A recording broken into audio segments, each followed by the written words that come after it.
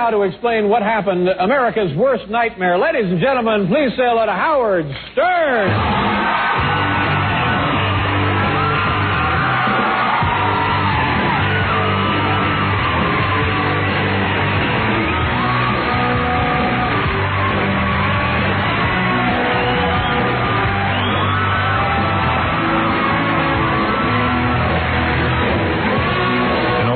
Show from when? August 8th, 1994. What year is this? 96, right? Yeah. So that's 2 years old. That's what that is. All right. Just sounds good. I got to take a break, get the show rolling, and Rob, give you a chance to pretty up your face a little bit. Finish your face.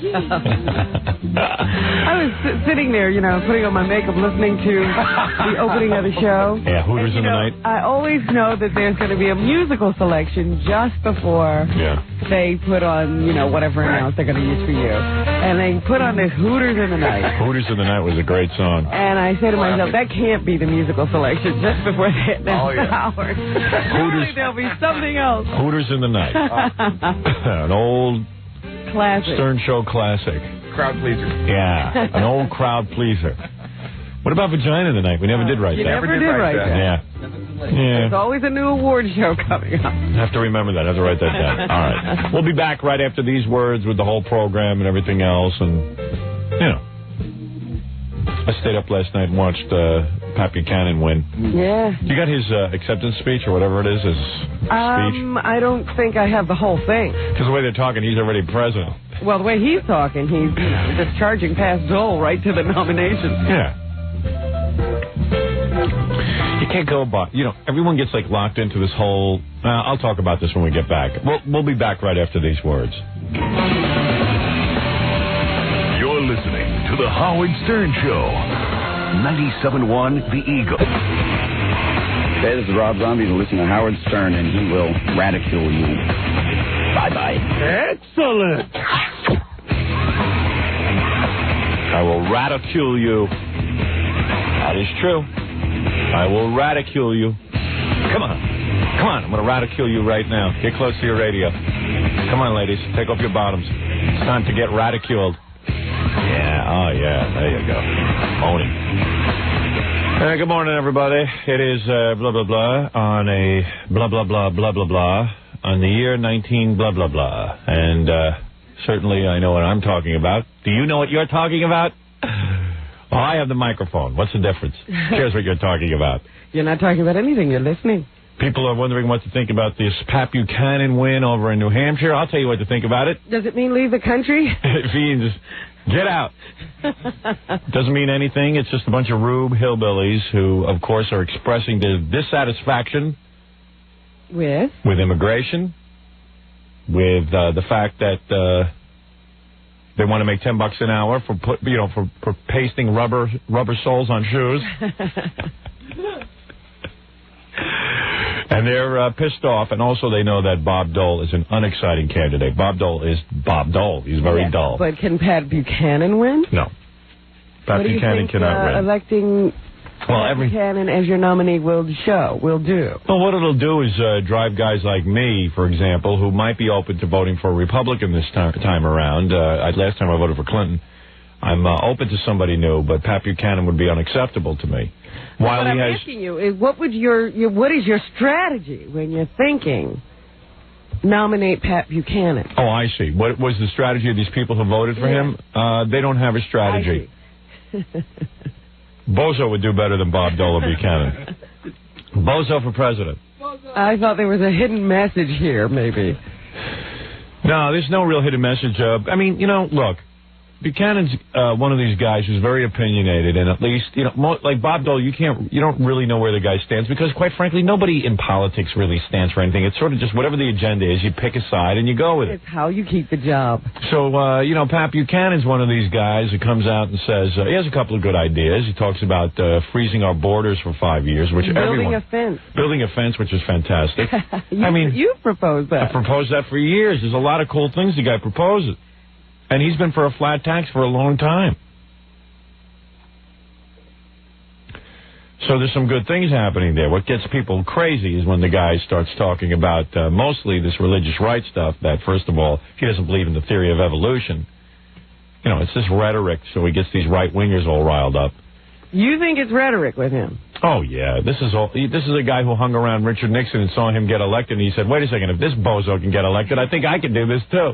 All you have to do is say. So Ronald Reagan muttering to himself in a corner, and the guy became president. So, you know... when he talks about abortion, he gets those people who are very strong about abortion, because even Dole has tried to sort of reduce the rhetoric on that. Right.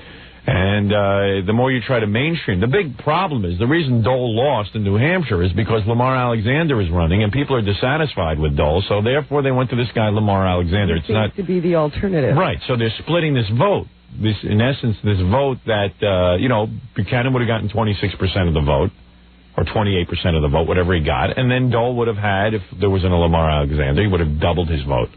Well, what's interesting is in one of the exit polls, or one of the aspects of the exit poll, the experts are saying that a lot of people in the beginning were going, they considered voting for Bob Dole at one time. They thought they'd cast their vote for Bob Dole. And then when they got to the polls, they split both ways. They either went to Buchanan or Alexander. It wasn't like everybody who decided against Dole went to Alexander. They went both ways. Right. Yeah, this is just more of like, hey, we don't want Dole to be the guy running our party. But what I'm saying is, Buchanan, if Lamar was out of the race, Buchanan might have gotten an even larger is that right? margin of victory. I see what you're saying. That he took votes away from Buchanan is what you're saying. Possibly. Dole lost votes to both Buchanan and Lamar Alexander, so that the margin of victory over Alexander, if it was only the two of them in the race, would have been greater for Buchanan. Right. Well, listen, I don't know anything about it, but I'll tell you this. You can't let a bunch of rubes run this country. I was constantly amazed when I would turn on the TV and they'd say, well, once New Hampshire picks a presidential contender, even Bob Dole himself said whoever wins New Hampshire is going to win the nomination. That seems to be the way it is. Yeah, that seems the way it is. So everyone gets caught up in that. But meanwhile, now everyone's saying, well, I guess this has nothing to do with it. I guess that we'll have to change that rule. This is just another primary. And that's exactly what it is. I'm not going to let a bunch of rubes from New Hampshire who sit there and put soles on shoes all day sit and tell me what to do. Well, Dole started this fervor when he said the guy who wins New Hampshire will probably get the nomination. Yeah. He was the one who first uttered that statement and claimed that this would push him out of the race if he lost. Buchanan's a pug. He's not going to go anywhere. Trust me on that. But I'll tell you, this does not bode well for the Republicans no matter who they nominate at this point. They're such a fractured party. Right. That they'll probably just make it easy for the Democrats to get reelected. Yeah. Which is depressing, too. Because everybody's sick of politicians. That's the problem. Everyone's looking for a guy to be a savior, and it's just not going to happen. And everybody's looking for a guy who's not a politician, and only politicians are running. Yeah, well, you had a guy running, Steve Forbes, who, everyone got all excited about. He wasn't a politician. He was an outsider. He had a lot of money, so everyone got mad at that. They get mad at everything. It was really funny to see Republicans attacking a rich guy. Republicans have often said, their whole platform has been, hey, we reward rich people in the sense that we want people to be rich in this country. We want people to succeed. We like the rich. We like the rich. We're not hostile to the rich because the rich are people who are productive. Although this is a rich party. In Steve Forbes' case, he's not all that productive. But well, his money is. Yeah, his money is. So the point is, it's always odd to hear a bunch of millionaires attacking other millionaires for having too much money, and the whole thing is just stupid. I guess Steve Forbes is wrong because he didn't sort of, steal his. Yeah, right. He didn't get his the old-fashioned way. Get into office and make millions. So, everyone's a liar. Everyone talks about how they want an outsider. They want a guy who's going to come in there, not owe anything to any lobby. And they had a guy, and they rejected him. Well, people often can't be trusted. Right. With their own opinions. They're the ones who always say, oh, yes, I listen to PBS. Meanwhile, you can't find the ratings. Right. Although I do listen to PBS, Robin. I watched it just the other night. Is that right? I did. I watched some show. You were channel surfing. Yeah. Stop for a second. Yeah, it was pretty good, actually, whatever I saw. I was watching the McNeil-Lehrer Report. How did you like that? Yeah, that must mean I got one foot in the grave. The Republicans, the Democrats, even the Libertarians. They're all doomed. Party on. Where the white women at? Let's go. And speaking of white women, Robin, today, speaking of where the white women at, we have Black Jeopardy today. What does that mean? Who knows? You know what I mean. You know what I say. Ask OJ. He knows what I'm saying. Snoop Doggy Dogg was... in honor of Black History Month. In honor of Black History Month, Snoop Doggy Dogg was found innocent. I tell you something. I got to come back in my next lifetime as a black man and commit some murders. Times will have changed by the time you get You there. think so? Yeah, the pendulum will have swung the other way. Oh, man. It's funny, you know. Well, I really don't know a great deal about that case. Me neither. All I know is that some guy was shot. Yeah. And it looked like a drive-by shooting. The guy was... Snoop Doggy Dogg was driving a car. His bodyguard was sitting in the passenger seat with a gun. And this guy wound up dead with gunshot wounds. And somehow or other, they're contending it was self-defense. Yeah. And no, here's the funny part. The guy they shot, they say was shooting at them, except the guy they shot was shot in the back. Well, that's what I'm saying. He wound up shot, and they're claiming it's self-defense. Yeah, right. He's dead and shot in the back. Yeah, shot in the back. That's the point. So the jury found him innocent and found his bodyguard innocent. Only of murder. They have some lesser charges they still have to decide on. The kid's still dead. They don't know. Well, I think that they're questioning now whether they can come to a verdict on manslaughter charges. Yeah. Anyway, I saw Snoop Doggy Dogg on MTV. Like, while MTV was, while all the other networks were carrying the Pat Buchanan thing, MTV was live at the Snoop Doggy Dogg trial. Oh, boy. And then they got Snoop out there, who was holding some little kid. I guess it's his son or something. I don't know what it was. And he was dressed in a suit, like, you know, and his like hair... the defendant. Yeah, and his hair all pulled back. And they said, Snoop Doggy Dogg, how do you feel? You know, Snoop Doggy Dogg, how do you feel? Mr. Dog. Goes, well, you know, I'd like to say I want to thank the Dog Pound. I want to thank my manager. I want to thank my record company, Death Row Records. I said, this guy thinks he just won a Grammy. Yeah, this is not an award. Yeah, it was like that. It was pretty funny. Did he say, my Lord and Savior Jesus Christ? No, didn't get into that. Oh, when you're in court, I guess you forget about it. Yeah, screw him. Screw Jesus. It was pretty funny, though. The Snoop Doggy Dogg trial. It's pitiful. You know what I was hoping? I said, if being a thug and a gangster to the nth degree is good for record sales, maybe an acquittal will be bad for record sales. Right. He should have gone to jail. He would have put his record sales through the roof. Oh, man. I got to take a break here. You don't know. The logic is so shaky these days. Yeah, it is. You don't know where things will go. Let me take a little breaky pie here. Wait till you hear what we got for you today on this show. Yeah, I'll get to your phone calls next and stuff. I got Stuttering John. You know, this doesn't sound like much. Okay. But it's great. What is it? We sent Stuttering John over to interview Bozo the clown. Bozo held a press conference. You sent Stuttering John? No, that's very strange. A clown interviewing a clown. Yeah, Bozo has at a press conference and has he has a publicist. Bozo? Who shows up for a Bozo press conference? I'm going to take bets on this, but I would bet only Stuttering John. I would hope. Yeah. With everything else going on in the world, a Bozo press conference. Yeah, there was a Bozo press conference yesterday. I don't see Bozo announcing. I don't see one article in the newspaper about it. What could he have to announce? My publicist is Bozo's publicist. You're kidding. Yeah, Haley was with Bozo. Oh, no. I hope Bozo wasn't getting it on with Haley. Bozo's a big client. Oh, no. Haley's this real piece of ass that works for my publicist. You know, she works in the office. Yeah. She's like one of my publicists. They had her hire the publicity department around the book or something, you know, to handle the request for interviews. Sure. And it's not like I have a publicist, but... Well, you do. Yeah, I guess I do. You know what I mean? Backtracking. Yeah, backpedaling. So Haley's like blonde and got big breasts, and I just can't think of like Bozo with that nailing her. Funny nose. Yeah, funny nose and shoes getting her, and I'm not. Me. Is he free? Is he free to roam, Bozo? But anyway, it must have been uncomfortable for Haley because, she represents me and she represents Bozo, and then Stuttering John shows up, so she had to throw Stuttering John out. At one time, she represented Stuttering John. Did she really? Yeah, he was represented by that when he was pushing his album. Oh, that's funny. So you're on the list.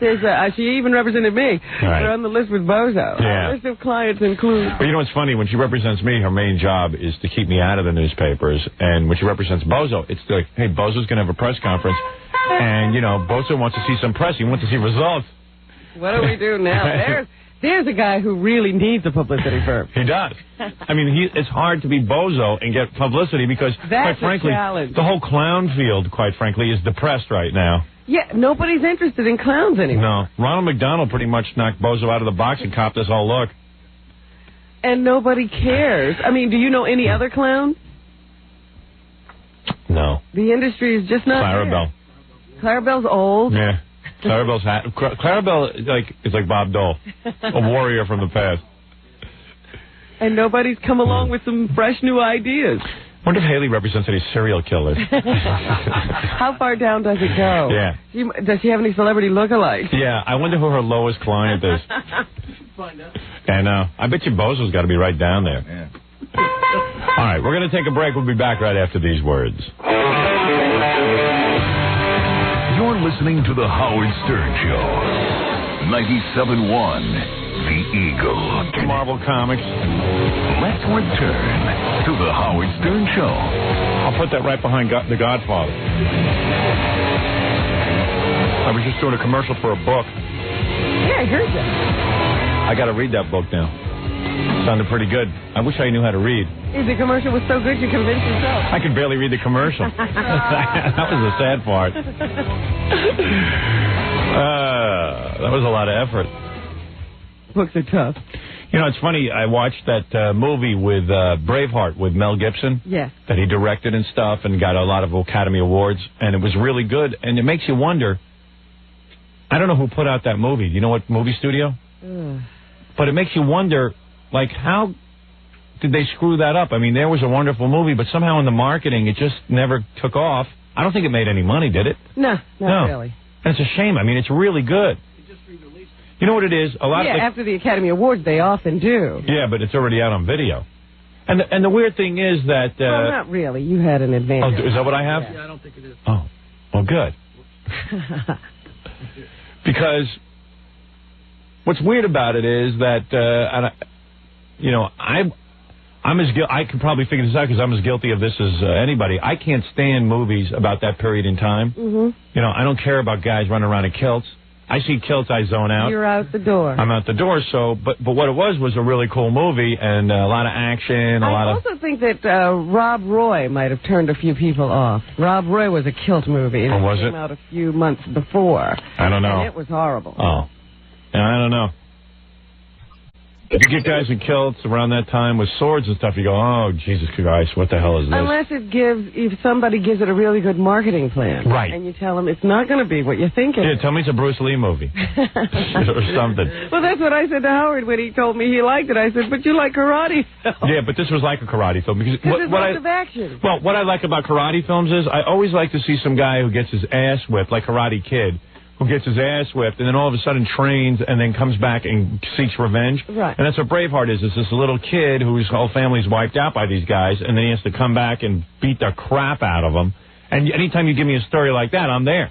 Because... Well, that's the way they should have marketed it. Because I'm such a pussy. Because I didn't really know, I mean, from the advertising, I didn't know what... Right, you thought it was a war movie. And I didn't know what it was. I just decided I go to see everything. See, if I was in the marketing department, I would have said... A little boy is wronged. His family murdered. Everybody's against him. He's a big pussy. He goes off with his uncle and returns to be Braveheart and beats everyone's ass and chops their friggin' head off. Well, then I would have got to see it. Sold me. Well, it would have sold me. I'll tell you that. And quite frankly, they didn't sell anybody. But it's a pretty cool movie, Braveheart. Yeah, it's a great movie. I told you when they got all those nominations, you were saying, ugh, but it really is a great film. So hot in here, I just had to undress. I just took all my clothes off. I feel so much better. So free. I feel so free of clothing. Why can't we just be naked? Yeah, like you could. Oh, I would die. You know what's really cracking me up? Like you could. I can't even be naked. That's right. The most simple act I can't even do. I can't even be naked. I don't have any fear when you say, oh, I just got naked. Yeah. That you'll stand up and really be naked. No, it'll never happen. But I keep worrying about all those poor men who got that penile surgery. Yeah, I saw that on TV last night. They say, like if you're, how did the guy put it? He said, if you're worried about your little penis, so much so that you're considering this kind of surgery, just realize that little penis could wind up being a even shorter little non-functional nubbin. Is that what he said? Nubbin? A nubbin. That's what I have. I have a functioning nubbin. I have a little tiny... Just be careful. I have a little tiny nubbin in my pants. Your penis could turn into a nubbin. What is a nubbin? I don't know. Look it up. You know what? I was watching that, and I tuned in late. I just saw some guy weeping, saying his penis didn't work anymore. Yeah. I don't know what he was crying about. Right. And the guy was like, I wanted a big penis. Now he wishes he had the one back. He's got a nubbin. My whole life is a room. Well, of course, you can't just, like, slice your penis up like that. And inject things into it. Guy looked like a responsible businessman. I mean, he looked like he was about 50. I don't know. And he's walking down the street with a briefcase. You go, ooh, nice looking guy, but then he got a nubbin. He has a non-functioning nubbin. That's funny. When I walk down the street with my briefcase, people go, oh, look, he's got a nubbin. Because I've admitted it to everyone.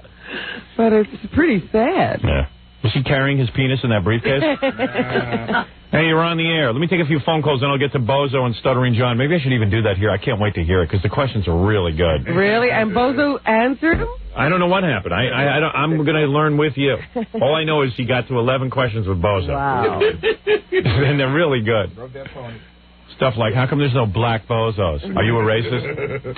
I'm not a racist. I'm from Dixville, though. I want to give you perspective of why people voted for Buchanan if they did. In Dixville?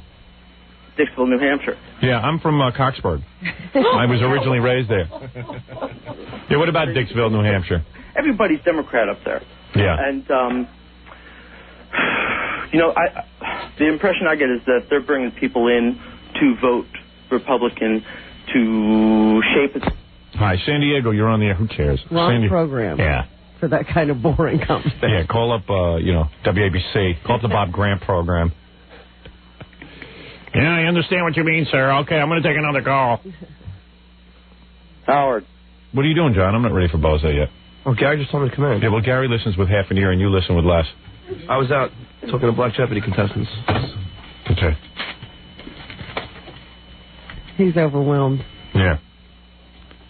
Hi, San Diego, you're on the air. Yeah, dude, you're talking about Bozo, and you said he wasn't in the paper or anything? Yeah. Out here, when you guys go to the break, I guess it's coming over the wire. Some little thing about he's looking for new guys to be Bozo. Yeah, well, I'm sure that it must be really big news, What probably happened in San Diego was that they heard us talking about it, so she ran out and got the press wire. The Bozo story. The Bozo story. But nobody beside us is reporting on the Bozo story. That sounds right, because they said something about Robin's show in April. Right. Orlando, you're on the air. That guy can't figure that out. Orlando, you're on the air. Hey, Howard, you were talking about Hooters in the Night this morning? Yeah. Here in Orlando, they run news and everything right up until when you have the announcement, this is Howard Stern or whatever. Right. So you didn't hear Hooters in the Night? No, I didn't hear nothing. Well, in Orlando, God forbid, they should not do the show the way I want them to do it. I mean, they're such programming geniuses out there. The only news outlet there, and if they don't give the news, you won't get it. Why would you order this show and go through the problems and the hassles of getting this show onto your radio station and trusting me with 4 hours or 5 hours of your airtime a day and then not run the beginning of the show? Why would you do that? Why would you be that foolish? I don't know what they're doing in Orlando, but why not end whatever they're doing that they've done all night? They run the same news 3 or 4 times in the half hour. Yeah, well, you know what? Gary, do me a favor. Have Kathy call the program director there, and please request that he use his brain. It's unbelievable. Unreal. We're the #1 show in Orlando, and, why would you doubt me? You know what? I'll tell you why they don't run it. I'm going to give you a secret about program directors, because I know all the program directors. I've been in the business a long time, and I met them all. Whenever there is something successful, they want to feel like they're a part of it. So what they do is they have to change it in some way. In other words, in Orlando, inject themselves into they have to inject themselves in. So in Orlando, this guy says, I know what'll be a good lead-in. I'll knock out the beginning of Howard's show where he plays bits, and I'll do the local news. That will make it big, and then I'll get all the credit for the success of the Howard Stern show.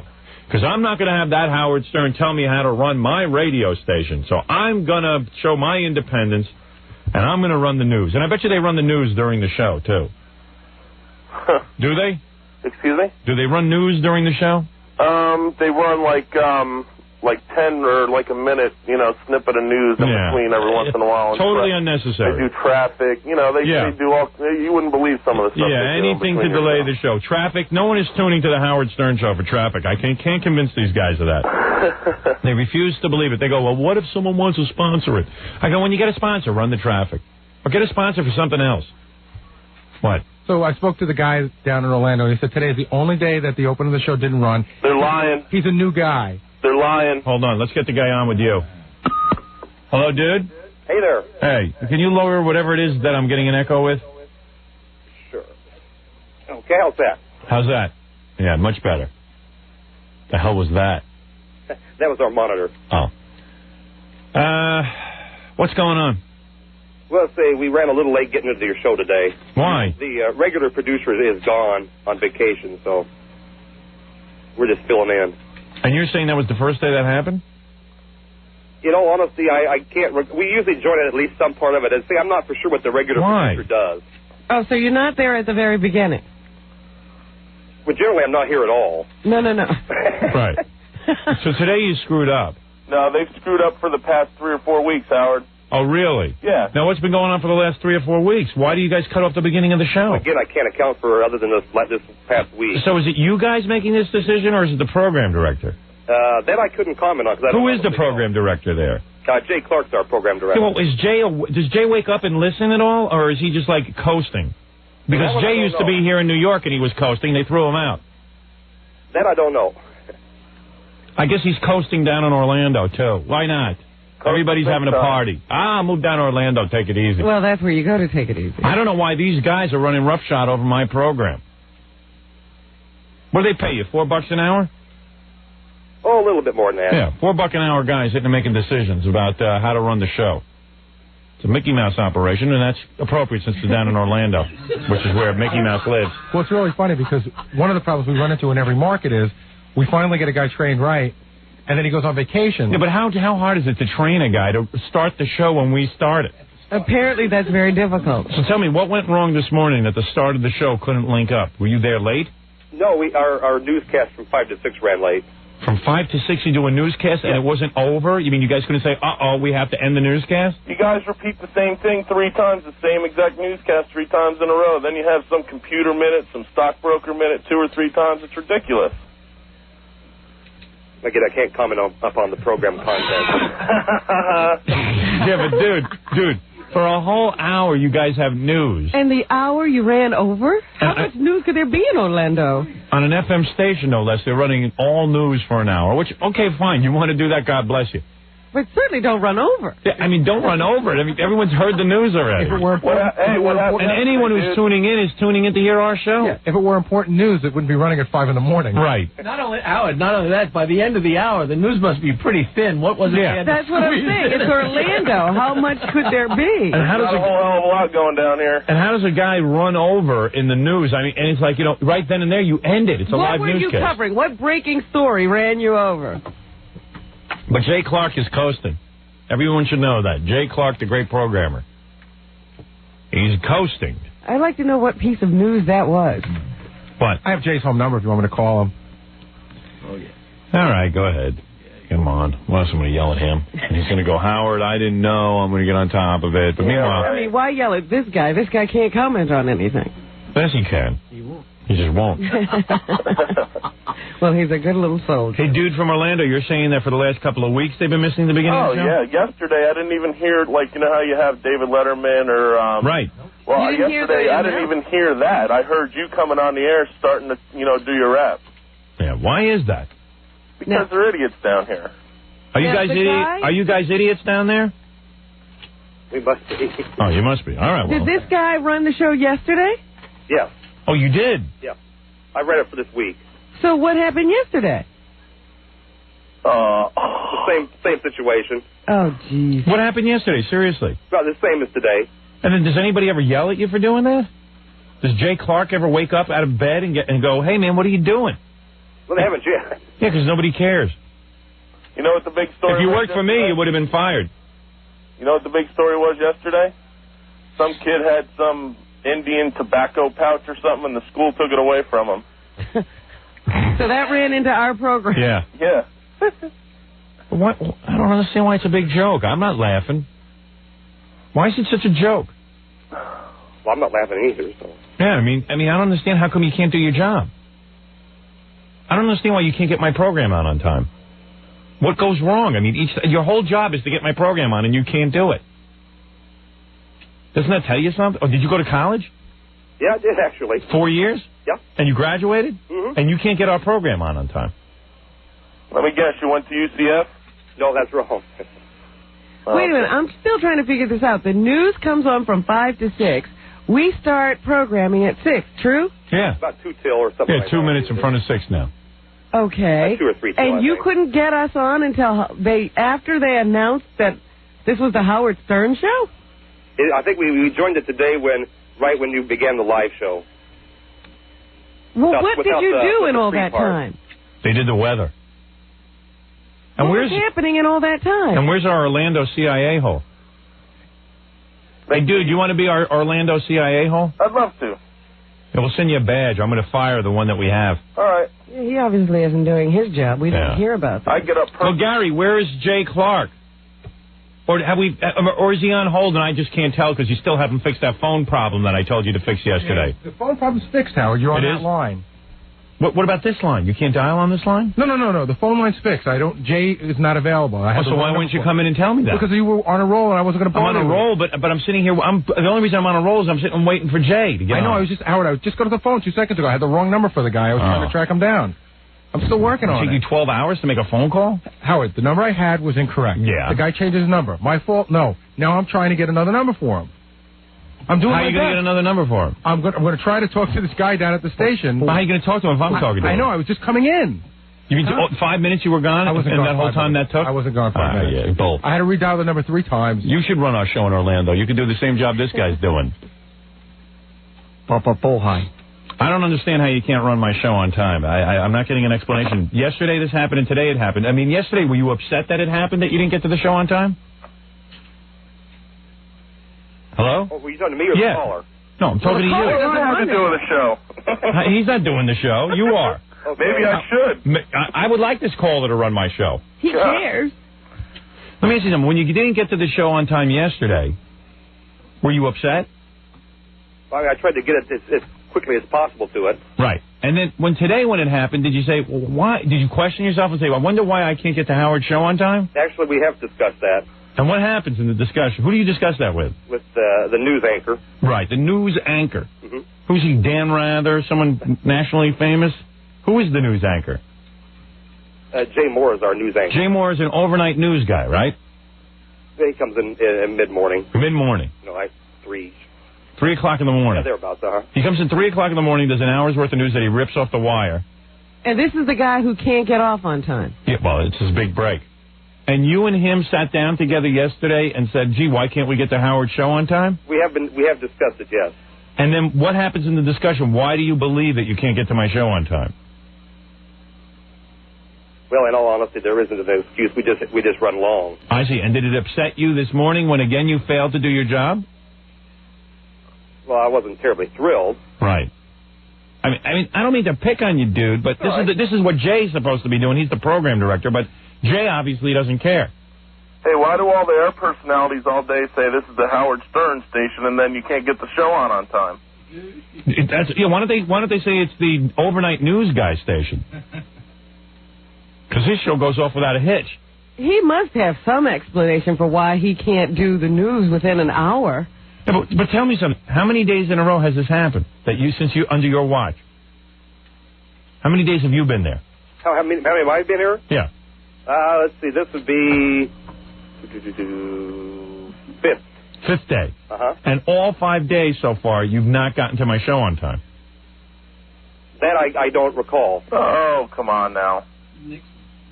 This guy is saying that for the last 5 days you haven't gotten to the show on time. At least the last 5 days. At least the last 5 days. Longer than that, I'm telling you. The last 3 weeks. Yeah, he did. But since you're not accountable for the last 3 weeks, what has happened for the past 5 days? Have you ever once... I'm going to get tape of this, so, don't lie to me. Okay. I honestly just don't recall. You don't recall whether or not you got to the show on time? You don't know what time you get to the show. So obviously it doesn't matter to you, because if you don't recall, that means it absolutely made no difference to you. If you don't know if you did your job, maybe you shouldn't get a paycheck this week. Maybe you won't remember getting your paycheck. Well, I have to only comment to the fact that I've never been strictly told exactly when I have to go on. I assume as long as I could get on with the live part. I see. Oh, you assumed. Well, don't you?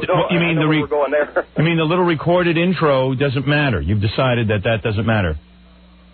In other words, that's not the beginning of the show. You've decided when my microphone opens, that's the beginning of the show. Well, no matter how sloppy it sounds, no matter what point, if you join in the middle of a bit or whatever, it's okay. Well, it would sound better, yes, if we started at the beginning. All right. I see. So you think it would sound better if you joined us at the beginning of the show? Yeah. All right. But you don't care whether you get there or not. No, I didn't say that. Like, you know how a craftsman sometimes cares about getting to the, making everything look perfect? You don't care about things being perfect. No, I wouldn't say that. I think what he cares about is the guy who's sitting there with him. Right, because he's in the room with him. Right. I would cut... Now, here's what I want you to do. Cut that guy off. Just start our show. I don't care if he's in the middle of a sentence. Or are you not man enough to do that? That's fair. My show is much more important to the Orlando station than the overnight news that has been repeated 3 times. Just cut him off. Is he there now? Tell him he's going to be cut off. Is he there now? I can pass that along. Is he there now? Yeah. He is. Could he pick up an extension, please? I'll inform him if you're not man enough to do it, or if Jay Diamond, or whatever his name is, Jay Clark. Jay Diamond's the idiot on ABC. Okay, let me check for you real quick. See what we're dealing with? Everybody's a Jay. Hello? Hello? Is this the news guy? No. Oh, this is the caller. Yeah, I see what you're dealing with. Bunch of idiots. Well, I was going to tell you, you can't trust anything that other guy's telling you because he already lied. He told us he only did it today. Yeah. Then we caught him that he did it yesterday, too. Now he's done it for 5 days. Yeah. Huh. Hello. News guy. Yeah. How you doing? Listen, because no one is man enough to do this, I will do it. From now on, when you're reading your news from 5 to 6, what's going to happen is when my show starts, you're going to be cut off. Okay? Okay. It's not going to be the other way around. All right. I got nothing against you. I'm sure you're a top news guy. But I'm saying if you're in the middle of a syllable, I am going to cut you off. You got it. All right? All right, thank you. Okay, Howard. Let me speak to that board op again. Sure. Hold on. No, that's Jay on the phone. Oh, that's Jay? Hey, get the board op on. Well, that went through one ear out the other, didn't it? Yeah, well, you just do what I'm telling you. Hey, Jay, you there? Yeah. All right, Jay, let me ask you something. When you left New York Radio, did you retire? No. Are you still the program director down there? Let me check. Yeah. Oh, do you ever listen to the station?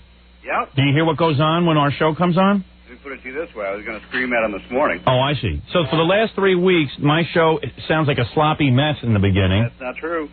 Who took your station to number 1 in the morning? You did. Why wouldn't you want to get the show on as quick as possible? We do. Then why are these guys sitting and doing the news while my show is on? As far as I know, that's happened, and I know your guys going to disagree, but the last I knew, and I've been listening because I get up at approximately 5:30. You mean you've been hearing this? No, I've heard it for 2 days. No way. You bet. You want to prove it? So if you want to, it's been happening for 3 weeks. It has not happened for 3 weeks. Well, I've not heard the beginning of Howard's show for at least the past 2 weeks that I can remember. Well, that's not true. In fact, yesterday you said that you didn't even hear the. I didn't hear the intro. Well, the intro was on. No, even the board op, Jay, even the board op admits that it wasn't on. The board op admitted it. The intro was on yesterday. No, it wasn't. Well, yes, it was. Hey, board op. Yeah. Was it on yesterday? I got a tape of it. I tape the shows in every market every day. Was it on yesterday? As I had mentioned earlier, I don't really recall. No, it wasn't on yesterday. Yes, it was. He just said to me 2 seconds ago in the conversation that he didn't get to it on time yesterday. Now he's saying he doesn't recall. And he said he assumed that as long as he got to the live show that he was doing his job. I did say that. Jay, listen to me. When a guy, listen, I'm not saying it's a major offense. It just would be nice if the show, if I'm sitting and doing a show, why not get it on? Hey, I agree. But I don't like somebody saying that it hasn't been that way for 3 weeks when I know it has. Well, but you're saying it wasn't like that yesterday, and it was. No, what I'm saying is the intro, probably not the total intro. I see. Total intro. The total intro. You're talking about all the bits. Jay, please. But what the guy said was... You know what kills me? This is the only thing that Fred does, so why not let people hear it? You got a point. Yeah, and Jay, listen to me. Don't mix words with me. You know what I'm talking about. The beginning of the show was not on yesterday. You're talking about the intro little part was on. That's correct. Yeah, Jay, Come on. And then when you hear it, and you're telling me, this is worse, you're telling me you hear it and you don't care. No, that's not true. Why wouldn't you call the board up and say, what's the confusion down there? Well, today I was going to because today was really awful. Yeah. But you know, and for the past 3 weeks, by the way, this listener is not lying. No. For the past 3 weeks, what's happened is probably just the little David Letterman intro has been on. No, that's not true, Howard. Well, come on, Jay. How many things are you going to tell me are not true, and then it is true? But even Jay has I can tell you that one is not true. Even Jay has said, though, they're joining in mid-bit. Yeah. Well, but Jay doesn't. See, Jay's mixing words here. He's saying it's a question of semantics. For yesterday, that's correct. I am telling you that for the last 3 weeks, some variation of the show has been off. There's been different variations of the show. And I'll do this for you, Howard. I'll send tape up. Thank you. That will prove differently. All right. I want to thank this caller who should really be the program director down there in Orlando, because he listens to the station and understands what the intro is versus the David Letterman intro. And Jay, I'm surprised at you. What is going on? Well, what's going on is Carol Dedman, who is your usual producer, was on vacation. I see. So as soon as that happens, all hell breaks loose. Well, it's not supposed to. I see. How long has she been on vacation? She's been on vacation 1, 2, 3, 4, 5 days. Well, according to this listener, this has been going on for 3 weeks. No, that's not true. I'm not saying that just the David Letterman intro or whatever has only been coming on, but that we have not been hearing all the little sketches and bits. You mean only one person can do her job? She's the best at it. She's excellent at it. And joining the show? She's excellent at doing the job. All right, so do me a favor, Jay. Issue a memo that says if the news guy who's sitting there is in the middle of his dopey news, cut off the news and get to the Howard Stern Show. That the Howard Stern Show starts at 2 of 6. Right? That's easy. Thank you. All right. All right, everybody happy? Thank you, Jay. Okay, Howard, thank you. Why an hour of news? I don't know, but that's your problem. Well, it's working. All right, as long as it's working. Okay. Thank you, buddy. Righto. Right. Bye. Those are my friends in Orlando. You notice how you have to pin people down? Oh, boy. Nobody will tell the truth. Chiasano's the same way. You They're have all to the check sneaky. them. They're all sneaky little slimy guys. Howard? Jay, did the intro run? Howard? I swear to you, the intro ran. Oh, it ran, but there's a guy saying it didn't run. He's lying, Howard. You're saying the intro ran? The David Letterman intro ran. But what about all the other stuff? Well, that did not run. But wait a second, that's the intro. Well, you said the David Letterman intro. I said no, the entire intro to the show. Oh, God. It's like, and it's all guys arguing in deep voice. That's even more annoying. That's That the most news annoying. man was something else. Hello? Hello? Hello? You rang? It's that voice. It doesn't sound like they're lying. Yeah, it's like Of course it ran. What are you talking about? Hello, ran? I can't even get my voice that low. There you go. You know, it's funny. I've been dealing with all these guys for so long, and you're right. Yeah. You have to really, go in. You have to have tape of them screwing up. Or you have to ask, because I just called the guy in Cleveland who does a very good job, Dave. Right. And I said, one of the guys, our Cleveland CIA host said, you don't always run the open of the show. Always run it, he says. Then you pry a little bit more, and he says, well, sometimes I get in a minute late. No, he gets in. And I'm like, why? He goes, well, because there's a song playing. And I said, listen, nobody wants to hear a Cream song. Yeah. We've heard it a million times. Just, nicely fade out. And he doesn't know how to back time into an intro. Well, we give him a minute and a half? We do start at a different time every day. I see. We do give him 90 seconds. You're right. Of course, we give him 90 seconds to plan it. All right, look, tell him to cut off the song. No one cares about the Cream song. But the Cream.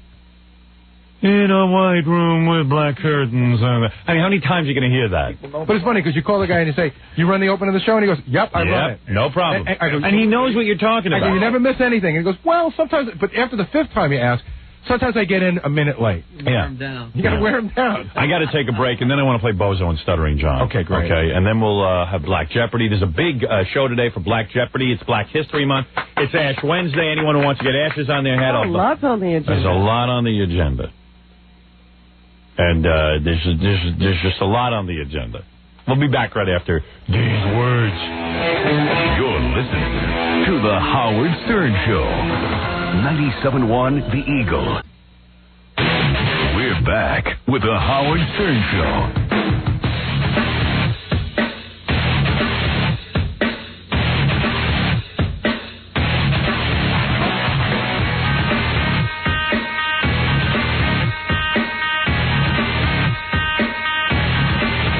back.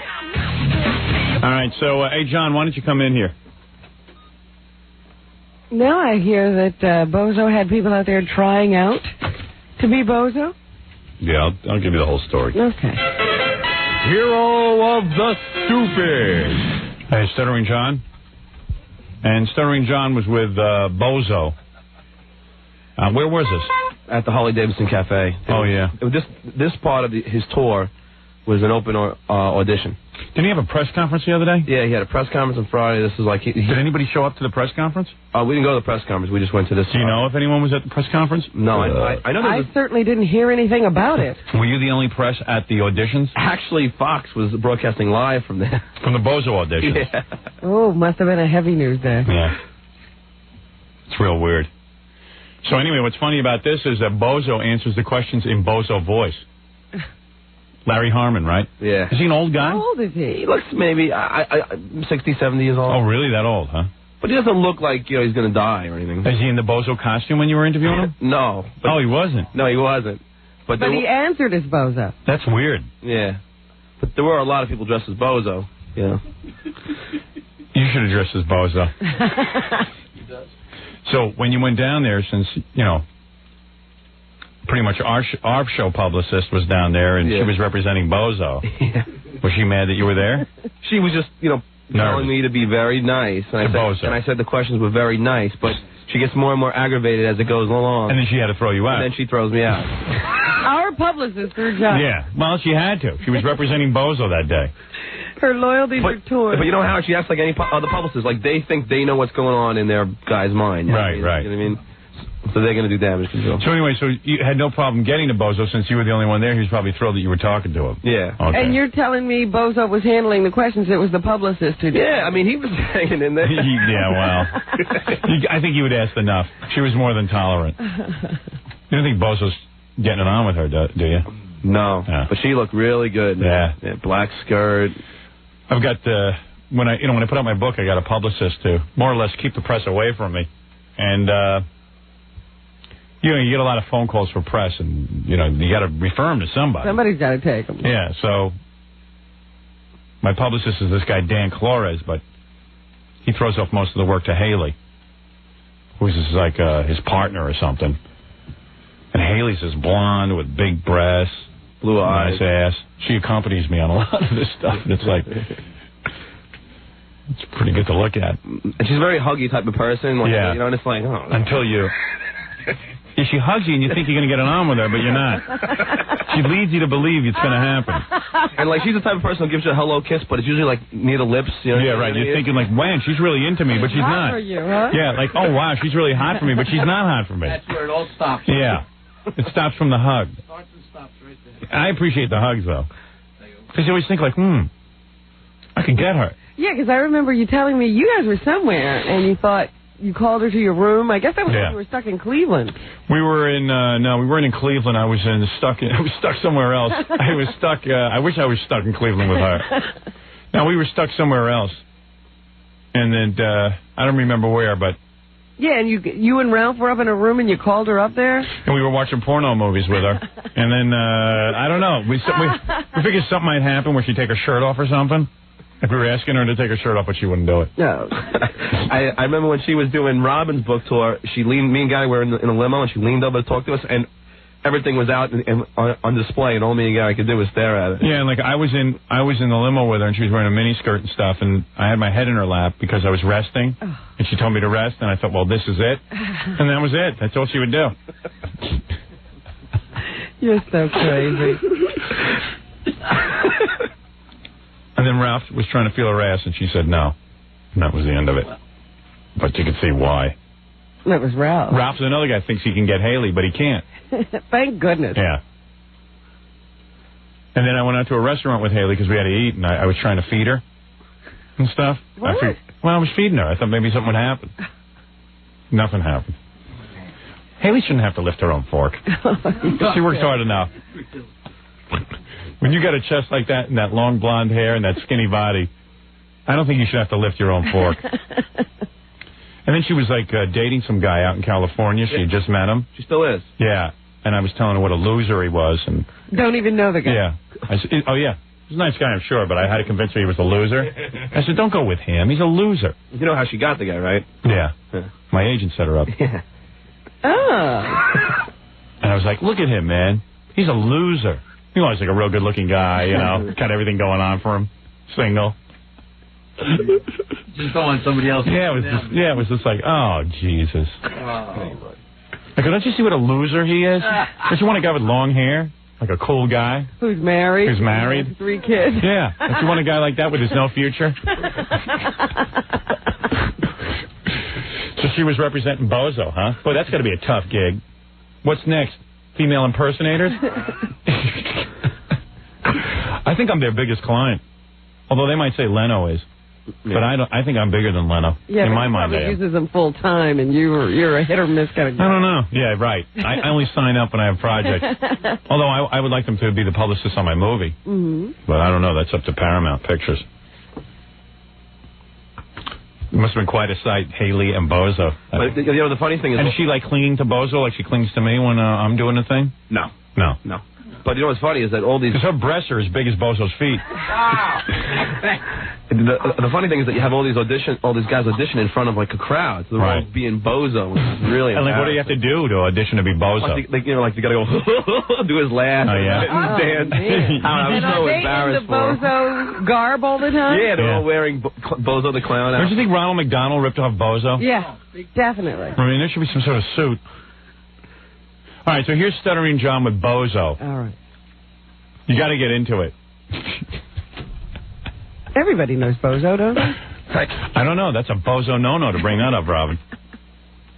I don't think a lot... You see, it depends where you grew up, because Bozo isn't in every market. Oh. Bozo was a franchise. Bozo. Yeah, I'll tell you how it works. You get a local Bozo. That's why they need so many goddamn Bozos. Instead of doing a national Bozo, which would probably be off the air in a week, right? They go into these small markets and have a local Bozo show. Sure, I remember Bozo came to our school. Yeah, and then and then it gets can't like I know in New York I had the real Bozo. Right. I think I had Larry Harmon. Oh, really? I think so. I thought he was in Chicago or something. That's what someone told me the other day, that he was in Chicago. I go, wait a second, maybe he was like that disc jockey who gets on a plane and flies and goes like Tom Joyner. You think? Yeah.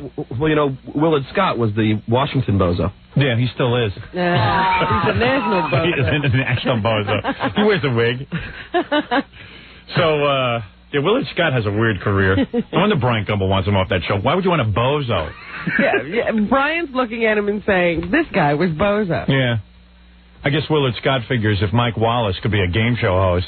And do 60 Minutes. Yeah. He can certainly do the weather. That's no big deal. Yeah. Hey, you know who was the Albany Bozo? Tom Chiasano, our general manager. Oh, no. Hello, boys and girls. Learn to save money. Yeah. All right, let's get back to the interview. Because the L.A. Bozo was there. Oh, the L.A. Bozo was there? Yeah, Is he like a big deal? Well, yeah, like he was like the one introducing Yeah, because my wife had the Boston Bozo, and my wife actually was on the Bozo show. Really? As a kid, yeah, that's like her big thing, that her dad got her, like somehow my father-in-law knew some guy who knew Bozo, and it was a whole big thing. Wow, he really had connections. And got Allison and, my wife Allison and Bruce, my brother-in-law, on the Bozo show, and I think Allison got thrown off the show for like screwing up. What did she do? She was a bad kid. She had behavior problems. Really? Yeah. She had behavioral problems. She was in some contest of some kind, and she did a Bozo no-no and was thrown back into like a pit ring or something. Bozo Neverland. Yeah. Bozo no-no. My wife was Butch for the Day. Do you know what does that mean? Well, evidently. Do you remember this, Jackie? No. See, this must have been unique to the Boston Bozo. Yeah, because I don't remember a Butch for the Day.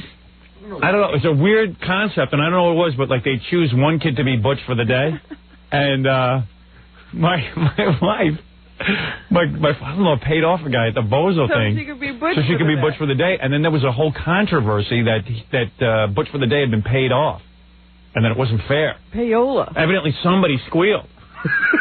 But what did you have to do to be Butch for the day? What does that get you? I got to call my wife and ask her one day. I know she's taking the kids somewhere this morning, so She's not available. She's not available for this conversation, but... Butch for the day. Yeah, Butch for the did day. It come with some special privileges or something? I don't know. Things were going okay, and then my wife screwed up, and then someone brought up the fact that the Bozo had been paid off to be, to make this kid Butch for the day, and the kid wasn't really qualified to be Butch for the day. I don't know what Butch. If anyone knows what Butch for the day is. Well, it's interesting that you're saying that. I can't believe that Bozo could be paid off. Yeah. Guy of such high integrity. Yeah, but how much does a Bozo make, Robin? I mean, if he gets a chance for like a 200 or a fin or something, I don't know. How much does it cost to buy Bozo? A fin. Hey, Bozo. Here's a fin. Make my kid Butch for the day. Here, Bozo, here's a little schmear. Here's a schmear, Bozo. Hey, Bozo, come here. Kiss me and tuck us around. Be good to my kid, Bozo. Hey, Bozo, how much will it take to make my kid Butch for the day? You end up paying off stupid things just to make your kid happy. Oh, boy. My wife remembers being very happy that she was Butch for a day until they threw her off. Wow. Because it was brought up that she didn't really deserve to be Butch for the day. Yeah, I guess you were just supposed to pick somebody Butch for the day. It wasn't supposed to be a thing you could buy. Let me just take a break, and then I'll play you the interview of Stuttering John and Bozo. Okay. Right after this. You're listening to The Howard Stern Show. 97.1 The Eagle. Get anything. Auschwitz of cable television. With The Howard Stern Show. Here's Howard. Jackie Penhouse Joke Page Martling. Get the very funny 2-hour video of his wild game Stump the Joke Man. $15 plus $4 shipping and handling. Jokeland special. Buy 2, get 1 free. Call 1-800-323-KING. This Friday, February 23rd. 2 big shows at the new Catch a Rising Star at South Street in Philadelphia. For Jokeland's web address and Sergeant Pecker information, call 516-922-WINE. That's Jackie. For those of you wondering about the Pat Buchanan win in New Hampshire, will Howard talk about it is what you're asking. Yes, I've already talked about it. I'll talk about it again. Big deal. So he won. It's not like he was elected president. Don't get all scared. Don't get your nips in a snit. You understand? All right. Whatever that means. It's Ass Wednesday today, and I will be putting ashes on people's asses. Down here, it's Ass Wednesday. Any girls who come down here and show me their ass, maybe they'll get a top skip certificate. Ass Wednesday. Ass Wednesday. Here's Stuttering John and Bozo. We'll pick up where we left off before that commercial announcement.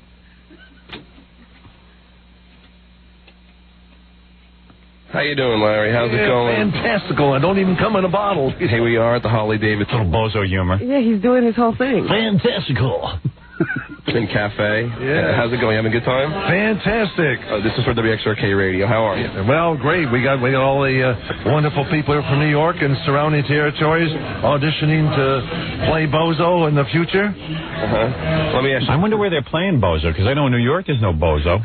Well, that's what they were auditioning for, I thought. Yeah, but, I mean, if there's no Bozo. No Bozo here. There's got to be work. But there's parties. Yeah. Oh, is that what it is? No, I don't know. Do they do private parties? We should hire him to do something. I'm also stupid. concerned that Bozo doesn't ad-lib very well. Well, it's Bozo. Fantastical. Fantastical. Let me ask you. Sure. Why do so many serial killers turn into clowns? Oh, I didn't know that they did. Well, there have been some cases, like with John Gacy, John Wayne Gacy. Well, maybe in their fantasy, their mind, I don't try to seek their psyche somewhere. I don't try to reach out, but I suppose if they're trying to play the part of something else in their imagination, they may try to do it. But I have no idea what Bozo's talking about. He doesn't even. It's like Bozo. Psychological Bozo. Well, that's why he's Bozo. No brain trust. I'm far from figuring that one out. Let me ask you, aren't you afraid of infiltration of the Bozo ranks by pedophiles? You try that one again? Aren't you afraid of infiltration of the Bozo ranks by pedophiles? And what do you mean by that? Like maybe clowns who want to be with kids, No, I've been doing this for 50 years, and we have scrutinized every single Bozo we've had. We've never had a problem in 50 years. I've trained 203 Bozos. And the best thing I can say is we've given back is peace, understanding, love, and laughter. You're saying there's been no pedophile Bozo? No pedophile Bozos. See, I think Bozo is a high-end clown like you get on TV and stuff, so they attract a better crowd. I see. But you can't tell me some of those clowns aren't pedophiles. I mean, Bozo... John Wayne Gacy certainly was. Bozo sounds like the Pope trying to cover up that some priests are pedophiles. I mean, I'm sure he must have heard that some clowns are pedophiles. I mean, nobody, you got to question that whole clown thing. Well, if they're, in every group of clowns, yeah, statistically, it's not possible not to have had some. Right. Damn, my computer's making so much noise that I got to turn it off. Everyone's telling me to listen to that. Yeah, I hear it. I thought that was just room noise. That's you? It's my computer. My IBM 755 CD is really having a tough day. It's powerful for us. Yeah, and I can't dial into my house either. Having a lot of problems this morning. Although I have no problem playing my Pamela Anderson clips. I downloaded a whole bunch of Pamela Anderson video. Want to see it? You're kidding. Video? Video, yeah, I carried it around with me. Hey, now. Silly. I got to show this to you. I got some great stuff. What kind of clip? Well, I'll show you in a few. After Bozo, I'll show you. And after Black Jeopardy. Is she talking? I'll give you a treat. You'll see. Something to look forward to. Listen to that. I bet it's shut down. Had some good notes, but I can't get to them. Gee, I hope you don't lose Pamela Anderson. No. I won't lose that. I don't want to turn it off, though. Hold on, Robin. Let me just... What are you going to do? I don't know. I need my computer at my side, or else I lose my powers. I'm computer man. Let's get back to Bozo. I don't mean to interrupt the flow. He's into it. Bozo is pretty confounded by these questions so far. Oh, they get worse. But he's hanging in there because I don't think there's a whole bunch of other people to interview him. I think he's hanging in because he just doesn't understand the question. Oh, I think he understood that one. No, he's like, do that one again. And the best thing I can tell you is we've given back is peace, understanding, love, and laughter. And we scrutinize them so closely, it'd be impossible, almost impossible. No Bozo scandal there. It's impossible for them to get beyond being either a... He lost that Bozo voice pretty quick, didn't he? Like, what happened to that? A little fantastical. Any Bozo's pedophiles? Hey, look, buddy. We've given back a lot of crap here, and I don't know of any Bozo. I don't know any pedophile Bozo, and I don't even want that even brought up. I mean, even the conversation like that could lead to rumors. Wonderful, wonderful, beautiful addition to the human race. Oh, thank you. Let me ask you, don't you ever feel guilty that you ripped off Clarabelle?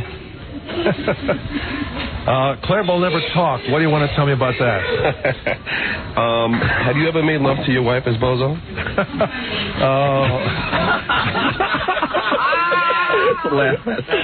Is he married? I guess. Yeah. Hey, listen, buddy, my wife's dead. You knew that? Well, that's a possibility, yeah. So he has. Ooh, kinky Bozo. Honey, let me go get my shoes. Fantastical. Squeeze my nose. I bet you dig that, you know? Like you come home from a hard day's work and you're Bozo. And, hey, Robin, bend over the sink. Honey, in your Bozo costume? Why not? No, take off that clown outfit. Would you like to be made love to by Bozo? I suppose if I was married to Bozo, yeah. I might be into it. He has like a bright red pubic wig. Look at this. Spray it with his flour. Yeah. Honey, my back's all wet. What was that? Keep that hair on. And that white makeup, you smear that all over the place. I was just clowning around, well, that's all. Where do you get odor eaters for those big shoes? Well, you really don't because they're all refrigerated and we carry our lunch. Peanut butter sandwiches left shoe and the milk on the right. Yeah, I gotcha. Can you pick up chicks' dresses, Bozo? Well, I wouldn't know because that's not something I do. Well, that's because you're married, right? No, it's just the fact that's not what we do. If we're reaching out for the young people of the world, the families of the world, there's a thing called family values. And that's not one of the family values. Picking up girls. Picking up girls is not family values? How do you start a family if you don't pick up a girl? I think Bozo getting laid once in a while would be good. Stop all these kids from turning into homosexuals. Yeah, I'm still thinking about that Bush for the day. Is he responsible for the lesbian? I don't know. Honey, open your legs wider. You're crushing my wig. Okay, let me ask you, are you allowed to fart in your Bozo suit? Well, it depends upon your own personality. Suit yourself. Let me ask you, Did you know that the word bozo means queer in Swahili? No, but I don't know that you knew that either, did you?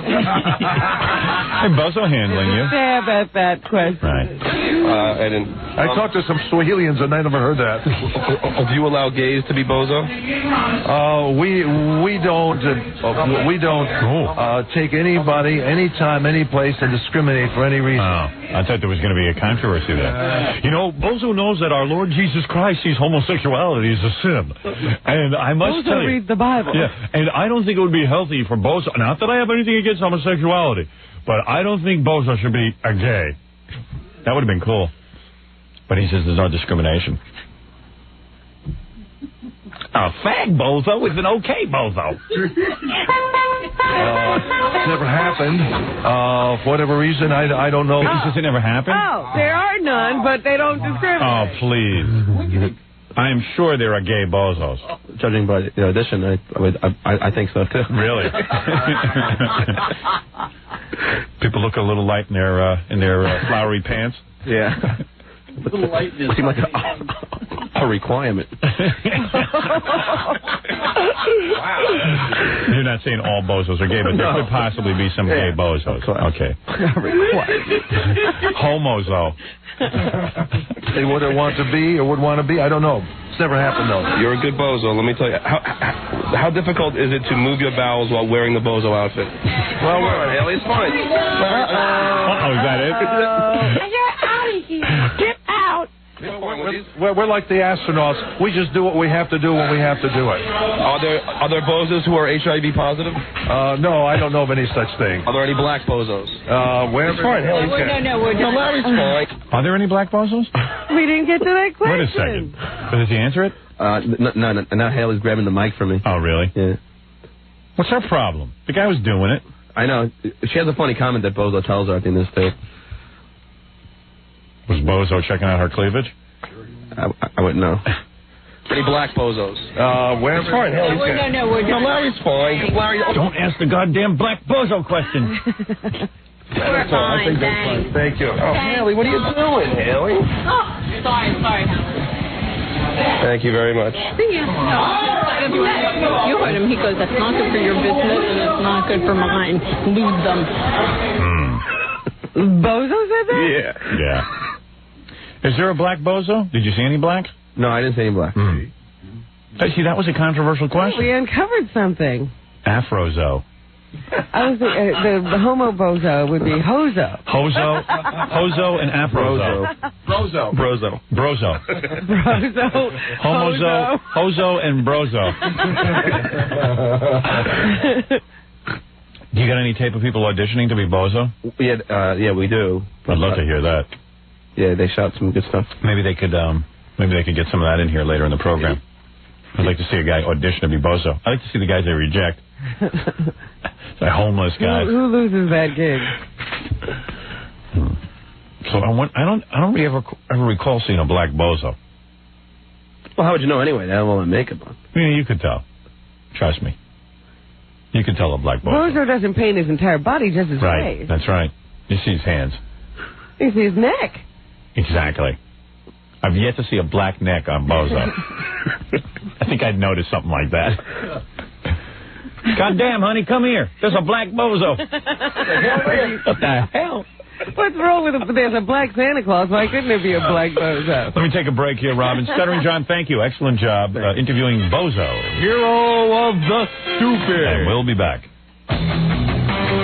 You're listening to The Howard Stern Show. 97.1 The Eagle. We're back with The Howard Stern Show. Here's Howard.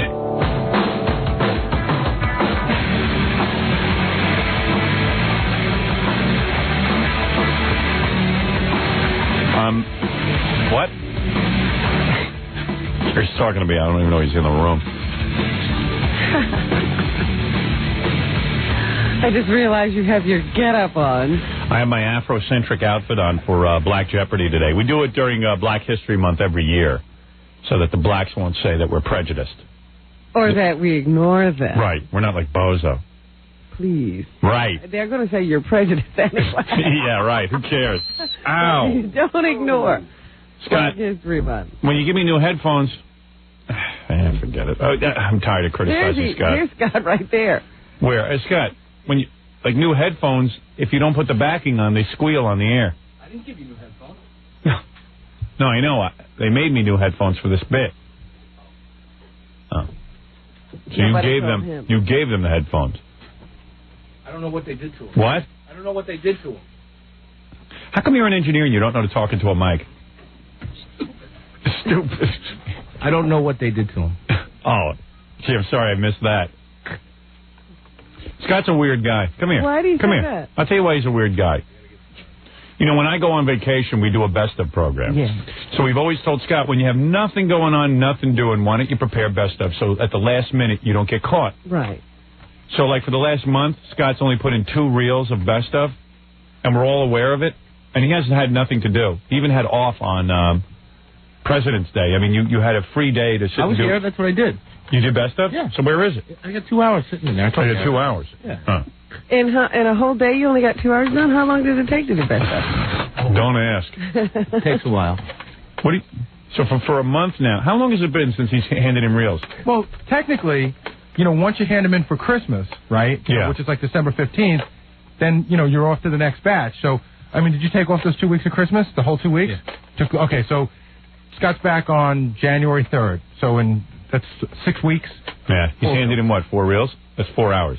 And we were lucky he had the day off on Monday, or we'd be 2 reels. Right. What do you do with your free time? I sit there and smoke. You know that. Yeah. You do, right? Yeah, of course. I mean, you're not joking. You sit and smoke. He gets into this weird thing. I'm not going to pound you about this because we're not ready yet, but he gets into this weird thing where he's got to have total concentration, and if people come in and interrupt him, then he can't do it. anything. But he should just do it when he gets to it. I don't understand. What have you been doing for 6 weeks? We haven't given you any bits or anything. Well, I've been working on bumpers. I've been working on birthday stuff. He's been working on bumpers, but I said to him that the bumpers are not as... Right, I've got other people working on bumpers. I stopped it. Now so now you're not doing anything? The best of 2 months away from vacation. All right, but I also told him that this is going to be a really crazy year because you're shooting a movie, and that vacation may be front-loaded this year. We may end up moving it around. Right. Let's be ready while we have the time. All right. And don't go crazy when it happens, This Scott. best stuff will be ready by April 1st. That's 3 weeks. But what if Howard has to take 2 weeks or 3 weeks? That's 3 weeks ahead of time, and I will get the material out. You will be done. All right. Don't all right. sit on it, But what Scott. all I'm saying, Scott, is we could be done with. Well, why do you think April Scott's a best of dopey now. engineer? I mean, he did this all through his school years. We could be done with. I'm not doing my homework tonight. I'll do it in the morning. Not due until April. I could practice my smoking. Why should I rush? Are you one of those guys who, like, always was late with an assignment or just got it in Did at the it nick the of night time? before? I was an awful school student. Yeah, it was an awful... That's hard to believe. But isn't it? great smoker. Yeah. But I did smoke. My smoking I is was on the always high school on smoking time. team. How old? High school smoking team. How old were you when you started smoking? Probably 16 or 17. 16 or 17. Late bloomer. Is that so you could look cool in front of the girls? I'm sure it was. Yeah. But I need something to add to my dynamic personality. You know what? Scott Didn't help, is the though. real Marlboro man. Yeah. I wish they put him in a commercial. Yeah, that would get everyone to quit. He'll be celebrating his 30th anniversary of smoking soon. Is that right? Wow. No. 30th anniversary. No. That's my 30th anniversary, darling. Of our wedding. None of my smoking. To give myself a present. I'm going to send my pack of cigarettes from Penile. Let's go to France. I hear they have great cigarettes over there. Real strong. Full of tar. I just know you're going to be in a panic when best of time comes and you don't have anything done. And if the schedule starts to move around. Oh, yeah. He's Because going to lose his mind. Gary's right. When the movie starts, I don't know exactly how it's all going to lay out. There will be best of, just like there always is. Understood. Ooh, what a laid-back And then he's going to run around yelling at everyone. He'll be pissed and he'll be miserable. You can't smoke. Get out. Or the flip side is you won't have done a bit for 2 months, and then Right. say, hey, let's do a bit today. And then he'll go, I can't do bits. He'll start throwing things. Scott, I'm going to load you up with bits during best of. Fine. I'm going to load you up, man, because you're digging your own grave with your cigarettes and your work habits. One more nail in your coffin. All right, get out of here. I got to do Black Jeopardy. I know. I got to hook up that mic. Okay, hook up the mic. I got to hook up the mic, and then I got to smoke, and then I got to eat something. And then I got to think about how to dodge best of. I said I got to eat some more and smoke some more because I have a tremendous oral fixation. And then I have to wipe the grease off my head and have another cigarette. Anyway, Robin, I am in full Afrocentric garb. What are those glasses? I don't think I've ever seen a black person wearing them. These are actually from Butt Bongo Fiesta. I wore these as Jungle Man. And remember the Jessica Hahn sketch? Yes. Yeah, but I don't know. I thought I'd throw them. I thought they went with my outfit. I'm wearing dashiki. Ow, Jesus Christ, that's going to go on through all of this. Scott, during Best of, take my Afro wig and tape it to these headphones. Or have Ralph do it. Oh, I see what they did. Understood. Or have Ralph do it. Anyway, we have a Black Jeopardy board. I have 3 contestants. I got us 3 really good contestants. Should I bring them in now? Certainly. All right. Our first contestant is the people playing Black Jeopardy.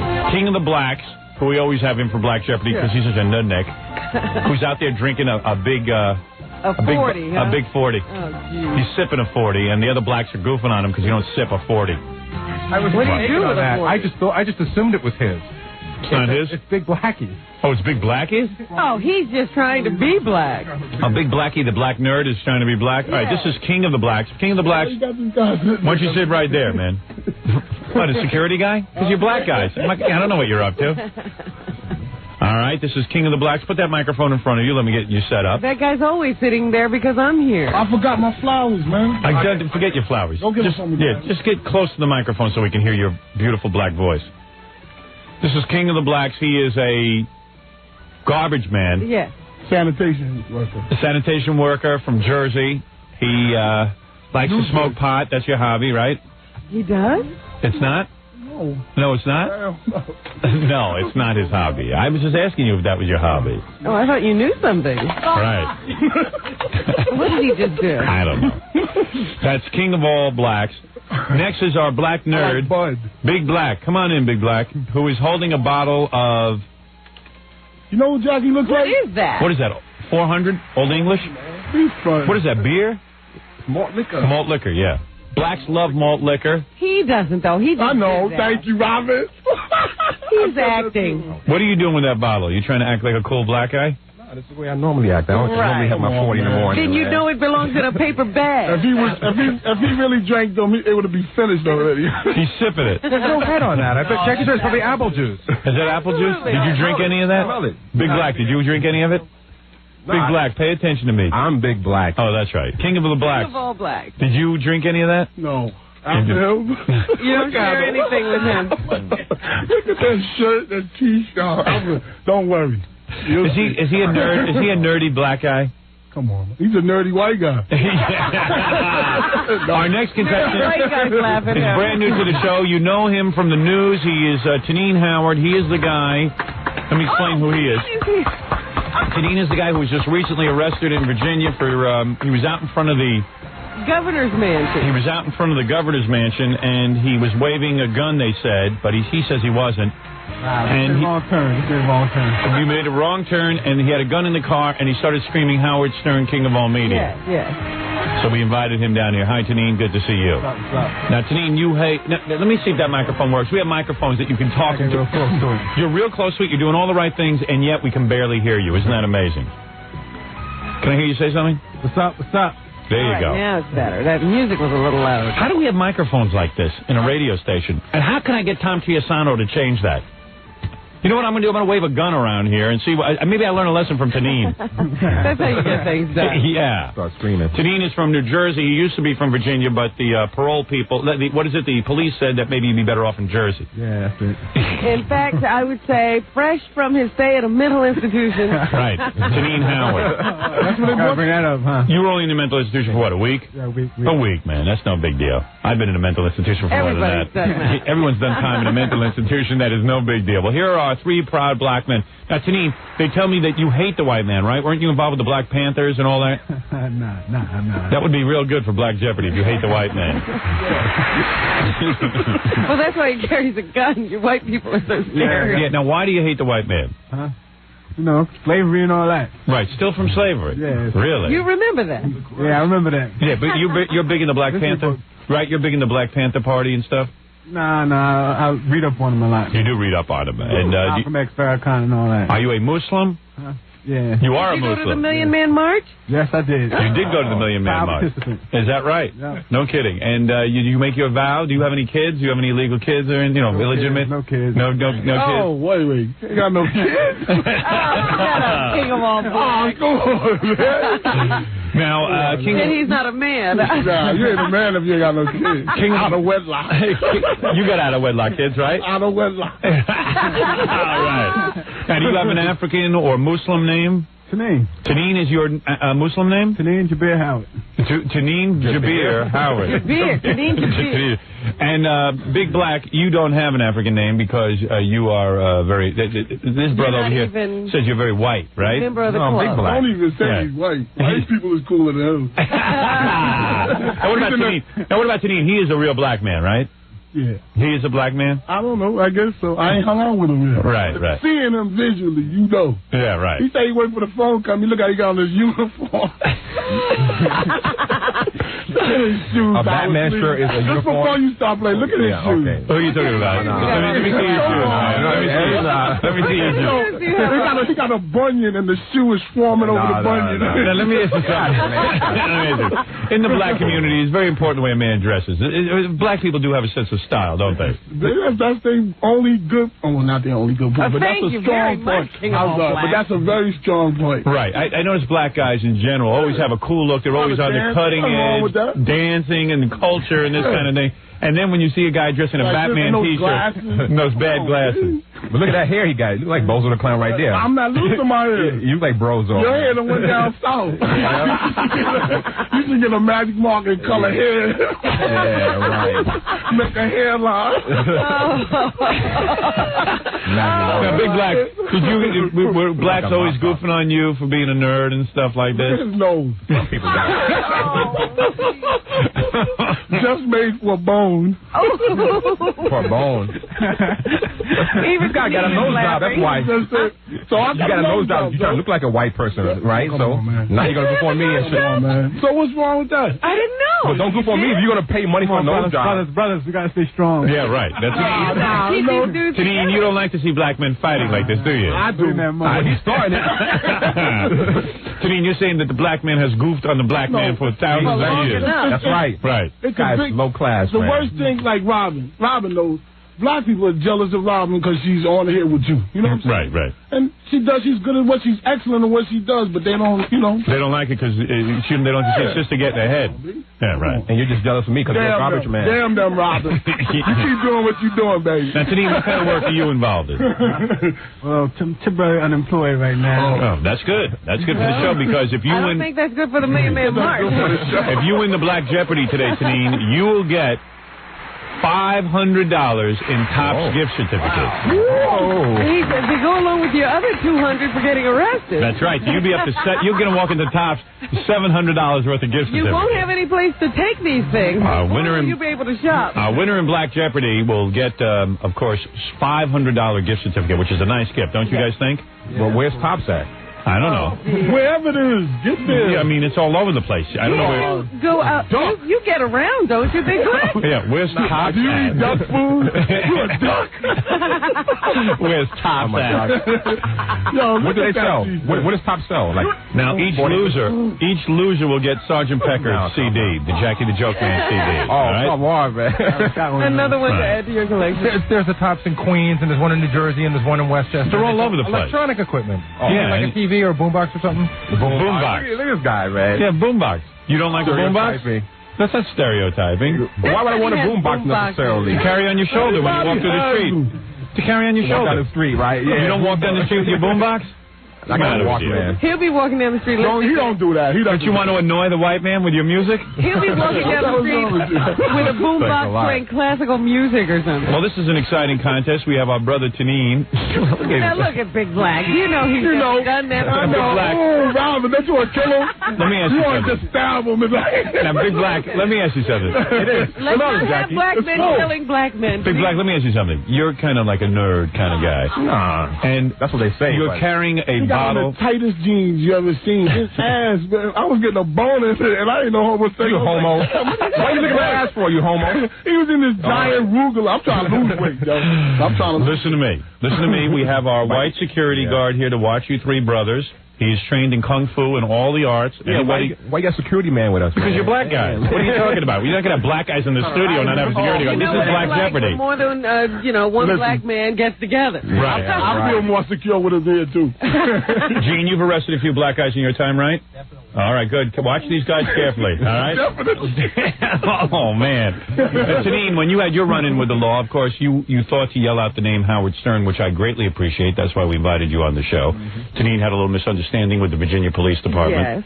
And, Capitol Police. He was down there in front of the governor's mansion, took a wrong turn, had a gun in the car. Well, he didn't stop at the That's a funny guardhouse. story. You know? Right. He decided to bypass that and turn around in the governor's yard. Right. What was the story again? Oh, you were in the governor's... How'd you end up in the governor's yard? I was in his front lawn. You were on the front lawn? You drove up on the front lawn? No. Well, how'd you get there, man, in a car? That's right. In the car. In a car, man. He was driving around, all right? He didn't realize it was lawn. Were you high at the time, Tanine, or were you... No drugs. And are you sure this wasn't a political act?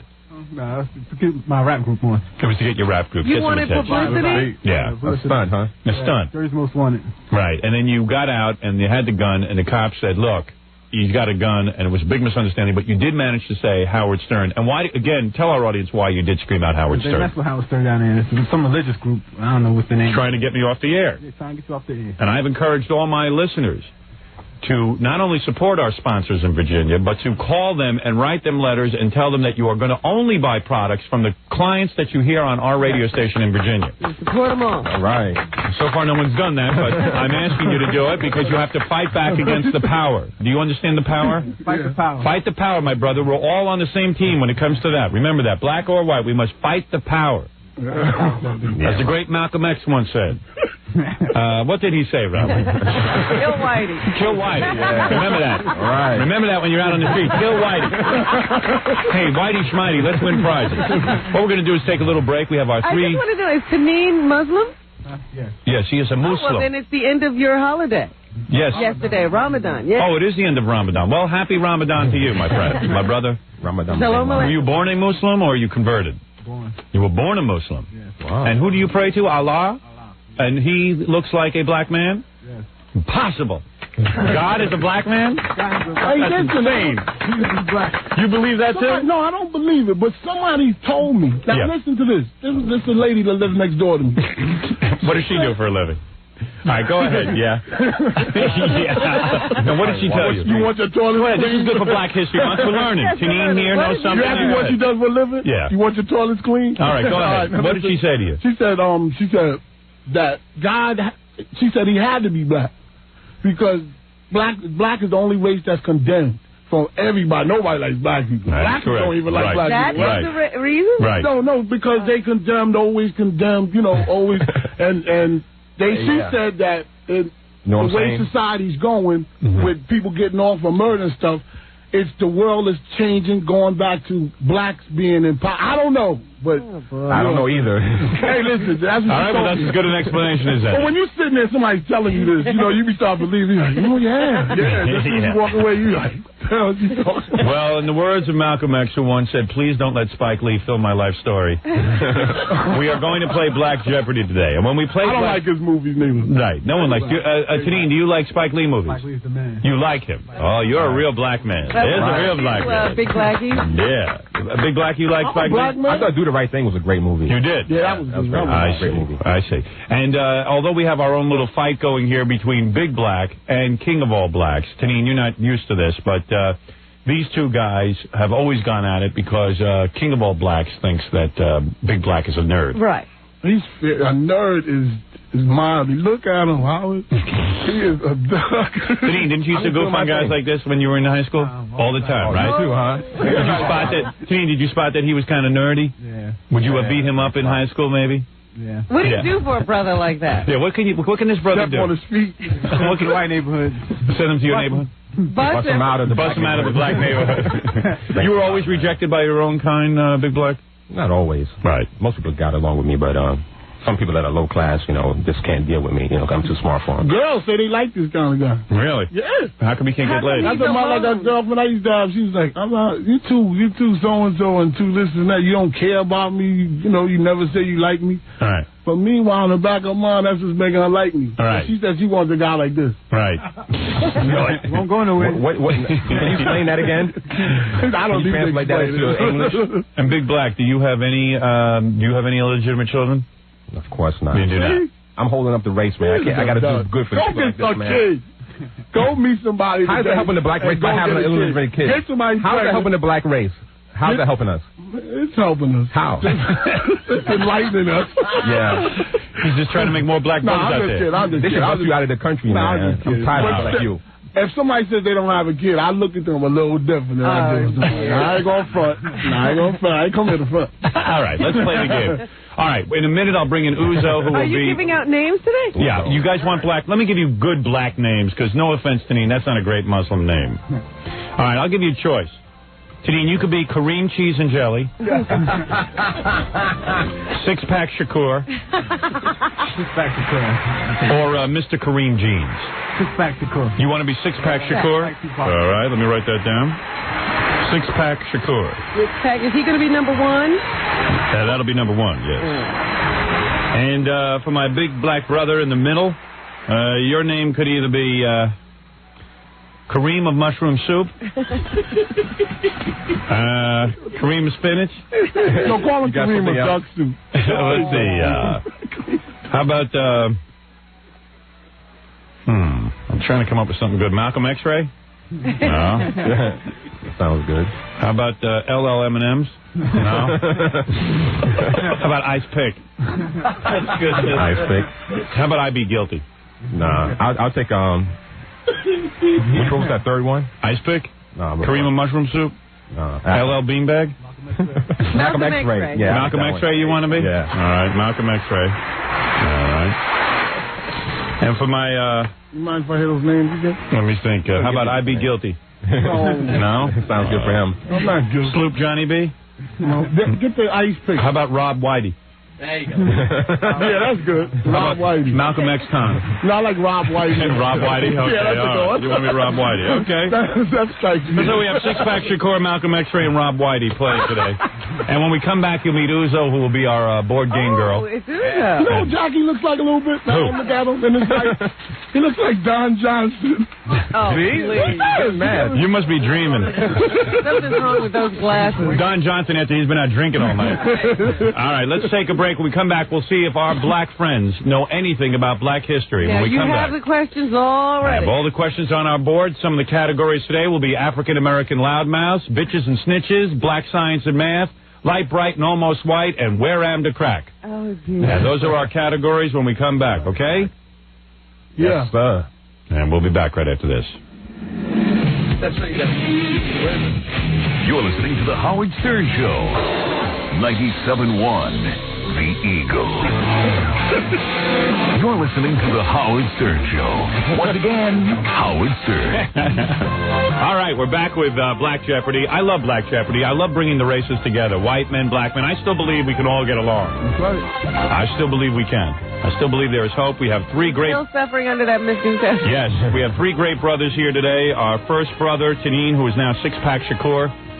Tanine, of course, was busted down in Virginia for a little mishap in front of the governor's mansion, but he was good enough to yell out the name Howard Stern as he was being arrested and dragged off to the mental institution. Good for you, Tanine. I mean, Six-Pack Shakur. Get the name straight. Our next brother, who is sipping out of a bottle, trying to act more black, quote-unquote. He's going like this. Yeah, he's trying to sip out of a bottle. If you stare at him and he don't know you look, he's going. Yeah, come on, man. Stop getting sidetracked, man. Let's stay with Malcolm X-Ray is here with us, and our other brother, our loudmouth brother, Rob Whitey, is here. And you, of course... Stay with the program, man. You say telling me that O.J.'s thinking of moving to Ireland. Yeah, I read that. Really? Where'd you read that? What is the nigga? You read? Huh? What papers did you read? I heard it on the news, Channel 5 News. You read it on the news. Where that lady from Channel 4 moved to Channel 5. Yeah. Oh, you talking about... She took a cut and pay. You know, we just went to Channel 5. She's still acting like she's on Channel 4. She's like... Yes, I'm still on. I'm 4. Carol Jenkins. I'm acting like I'm on Channel 4, but I'm on Channel 5. Yeah. So OJ is moving to Ireland. Yeah. No. Ireland. God we gonna bless do him, over they there? can have him. But he fits in there, though. I guess. I don't know. He fits in with white people. Yeah. So he'll be all right over there. He's a court jester. He just put on blackface. He's one of them mammies. Now OJ. You can't stand OJ. You don't like Oh, it. I hate him. What's he going to do in Ireland? I don't know, but he killed them 2 people. I know he should be. Janine, what about you? You don't believe that OJ did it, did he? OJ's guilty. He is guilty. Even Janine being a Muslim and everything else, right? You know the truth. All right, let's bring in Uzo, our He didn't mean to girl. do it, though. He didn't mean to do it. This is a beautiful black African princess.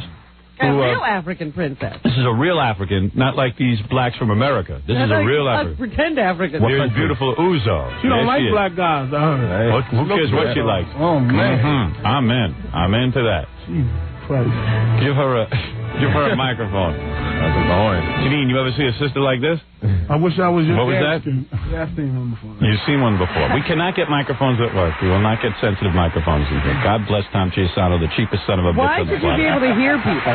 There's only a radio station. Can the E Network please put in their budget to get me some microphones at work? I will commit acts of fellatio on the people there. Hello, Uzo. How are you? Please put on your microphone. I can't get a microphone that works. Her mic doesn't work. No, she's not holding it up. Hold it up. Her microphone doesn't work either. God love you. God love you, Scott the engineer, and Gary, and everybody else. They're all calling. Uzo, try it again.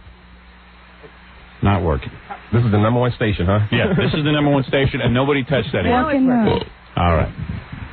How are you, darling? I'm fine, God, and you? Very good. Okay. By the way, black brothers, this black sister believes I am God. So you know. She's going to be joining you in the mental institution, Tanine. Uzo, you look beautiful. You're wearing a tight red sweater with a pair of red satin panties, aren't you? Yes, yes. Yes, and you look very nice for TV, don't you? I know. Now, do you know what you... by the way, for Black History Month, I thought it would be nice to get a beautiful black woman down here. To be our game girl. And you say there are very few beautiful black women on the planet like you? Of course. Really? No doubt about it. You are one of the most beautiful black women on the planet? I'm one of the most beautiful women on the planet. You definitely up there, baby. Yeah. And Tyra Banks, did you see her on the cover of Sports Illustrated? Yes. She's top heavy, and she dissed you on Letterman. She was looking at you like she is some big snot. Right. Like she was looking at you like, who is this? You know, and I just wanted to rip her apart when I saw the David Letterman stuff. You know, she's not that good looking. She's got a big. Oh, you No, you're wrong. You're wrong there. I'm sorry. Come on now. Give her credit. Give her credit. She's got a, I don't give her any credit. She's got a You are big definitely flat. wrong. No. You look good. Let her talk, please. Yes. She has got a big flat like white girl hip. Okay, and Like her face is very huge. She's got a weird nose, and she's looking at. You're right. Yes, That's true. That's she's true, baby. got a white girl hip. All blacks will agree with The that. way you look, you make a lie sound good. She makes a lot of sense when you look at her, right? And she's not. She thinks she's all that. I saw her how she acted like. When I was on the Letterman show, she gave me an attitude. Yeah, and I was like, who is she? Who knows? I didn't Who was know looking that. at it? I don't know. I think Uzo was seeing things, but I don't know. No, time is nice. Ganji was like pre-interviewing Uzo, and he asked Uzo, would she be attracted to any of these guys? And she said, no, these are the kind of guys that would F you and then steal your VCR. Is that right? No, I did not. I said. Now, Uzo. Who's the most attractive here? We got a riot here. Uzo, let me ask you something. You do not date black men, do you? No, course I not. didn't say that, God. I said, he We don't date said, her would either. you like these guys to go out with you or something like I said, well, I'm usually scared of some black guys because I don't want somebody having, effing me while they're stealing my VCR. That's what I said. I didn't say that. These are not the type of men you're attracted to? Beautiful black men like this? No, I didn't. I'm... You're not attracted to them. Don't backtrack. Out of all three of us, which one would you want? I know you don't like black guys, but ain't nothing wrong with that, baby. I love It ain't nothing guys. wrong with Men that. are men. But pick one of these out of here. What about black men, though? Men are men. They're men. Out of these three brothers, who would you be most attracted to? Take a look at the three guys. Which one? The one I'll be most attracted to is None of us, huh? It's gotta be. It has to be big blackie. That's all. No, King of. No, I don't know who is that maybe guy. him. He's handsome. No, just saying you. guy? The guy in the middle you like the most? This guy? No, him. Yeah, the guy. Oh, you think it's you, King huh? of all black. King of all black. I see you like him. Girls always tell me I'm handsome. Good, I don't like her anyway. Hey, you think he's handsome? They say I need to lose weight, but I'm handsome. As I said, I don't really. Men, not really. I judge men by. Is he handsome? Is he handsome? Damn, of course, yeah. He's a man. Period. He's a man. He's in Africa. He's a man. All right, listen. And you are a beautiful black woman. That is all. She is beautiful. A lot of the black women you say are not as good looking as you. True. Oh, they know that. They know it. God, how many girls have a body like me? Right. It's perfect. Right. A lot of these black women, they love to eat their food. They love their lunch. Right. And they don't miss it, and you have to pay when you don't miss your lunch. Right. Pay for it. If you eat a lot, you're going to be heavy. All right, Buzo. Like you. Do you know what your job is on Black Jeopardy? You will be the girl who turns over the answers, actually. You will turn over the answers as my brothers answer the questions. Am I correct? That's right. All right, yeah. It's an easy one to do. I don't know about that. Robin, our categories in Black Jeopardy for these fine brothers right here.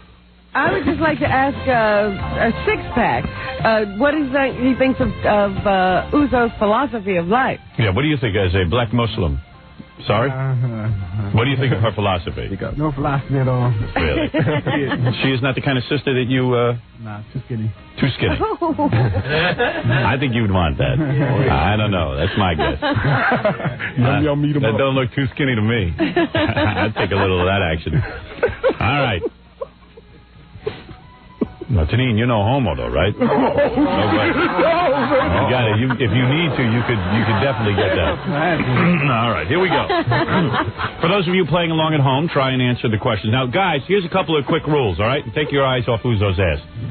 Here's a couple of rules. There are rules. When you answer the question, you got to put it in question form. What is? No, not what is, like who be, who am. All right, and you got to do this in black lingo, for God's sakes. For example, Robin, if you asked me a question, if you gave me an answer, I would answer in question form. Do you understand that, guys? Sure. Yeah, I understand. Right. Okay, here we go. Yes, sir. Now, there are 5 categories. African-American loudmouths, bitches and snitches, black science and math.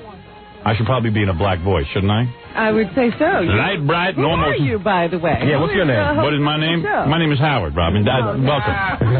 Oh, you want to give me a black name? Well, shouldn't the black host of Black Jeopardy have a black name? All right, I'll be I Be Guilty. You want a black name too, Robin? Why not? All right, how about LL Beanbag? All right, for you. All right, so you're LL Beanbag. And you're I Be Guilty. I Be Guilty. Okay, here we go. And Uzo is Uzo. All right, here we go.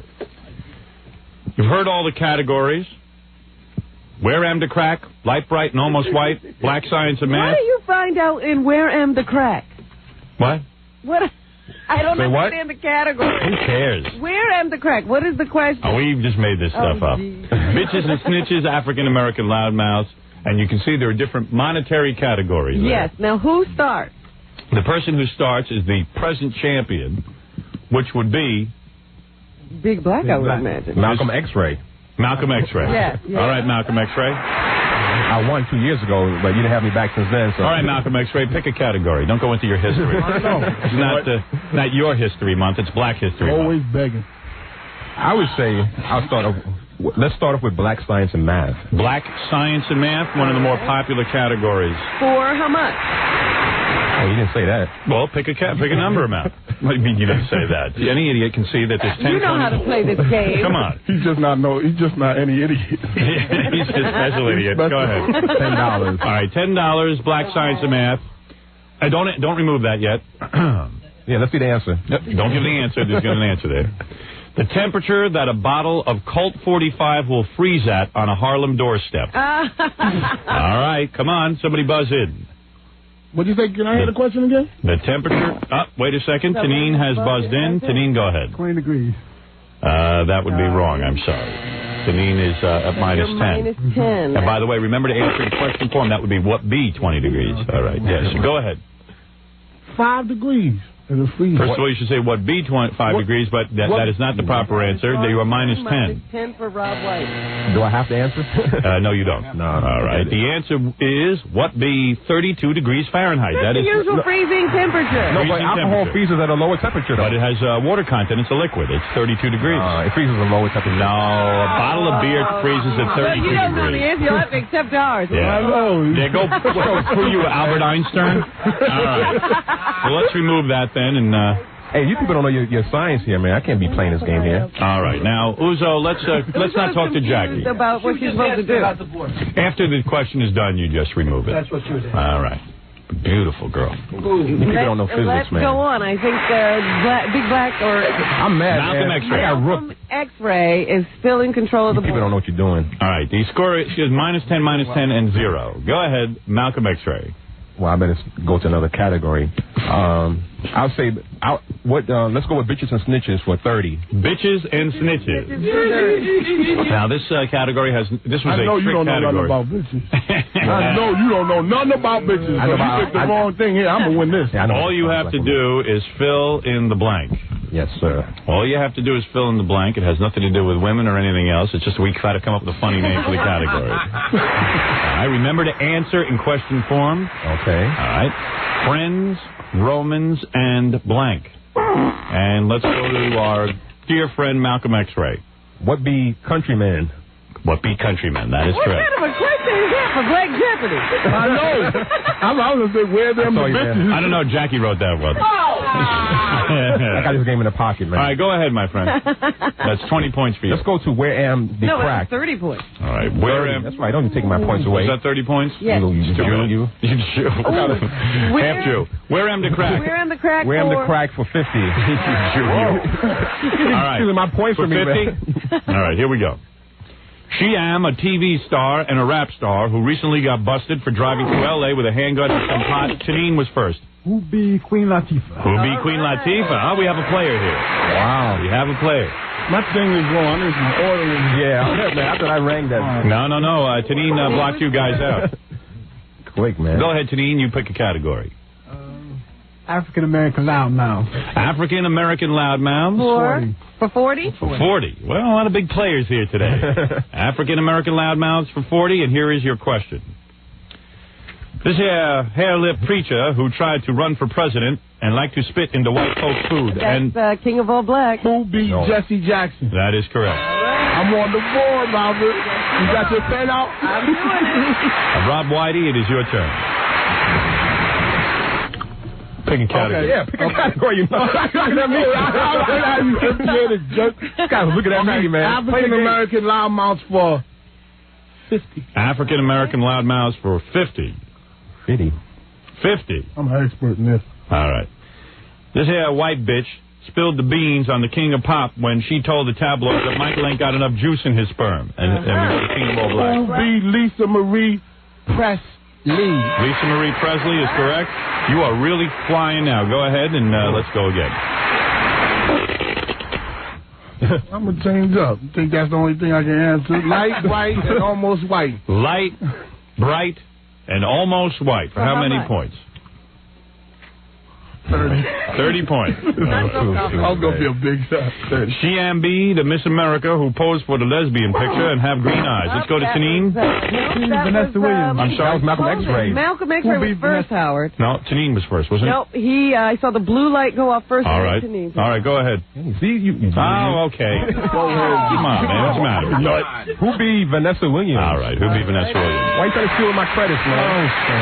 All right, I saw Tanine go off. I had to read, that's the problem. All right, go ahead there, my good friend Malcolm X-Ray. Okay, let's go with light, bright, and almost white for 20. For 20 points. Okay, this rock and roll star be half Jew, half black, and dump Lisa Bonet like a bag of stolen radios. And I know that was Tanine.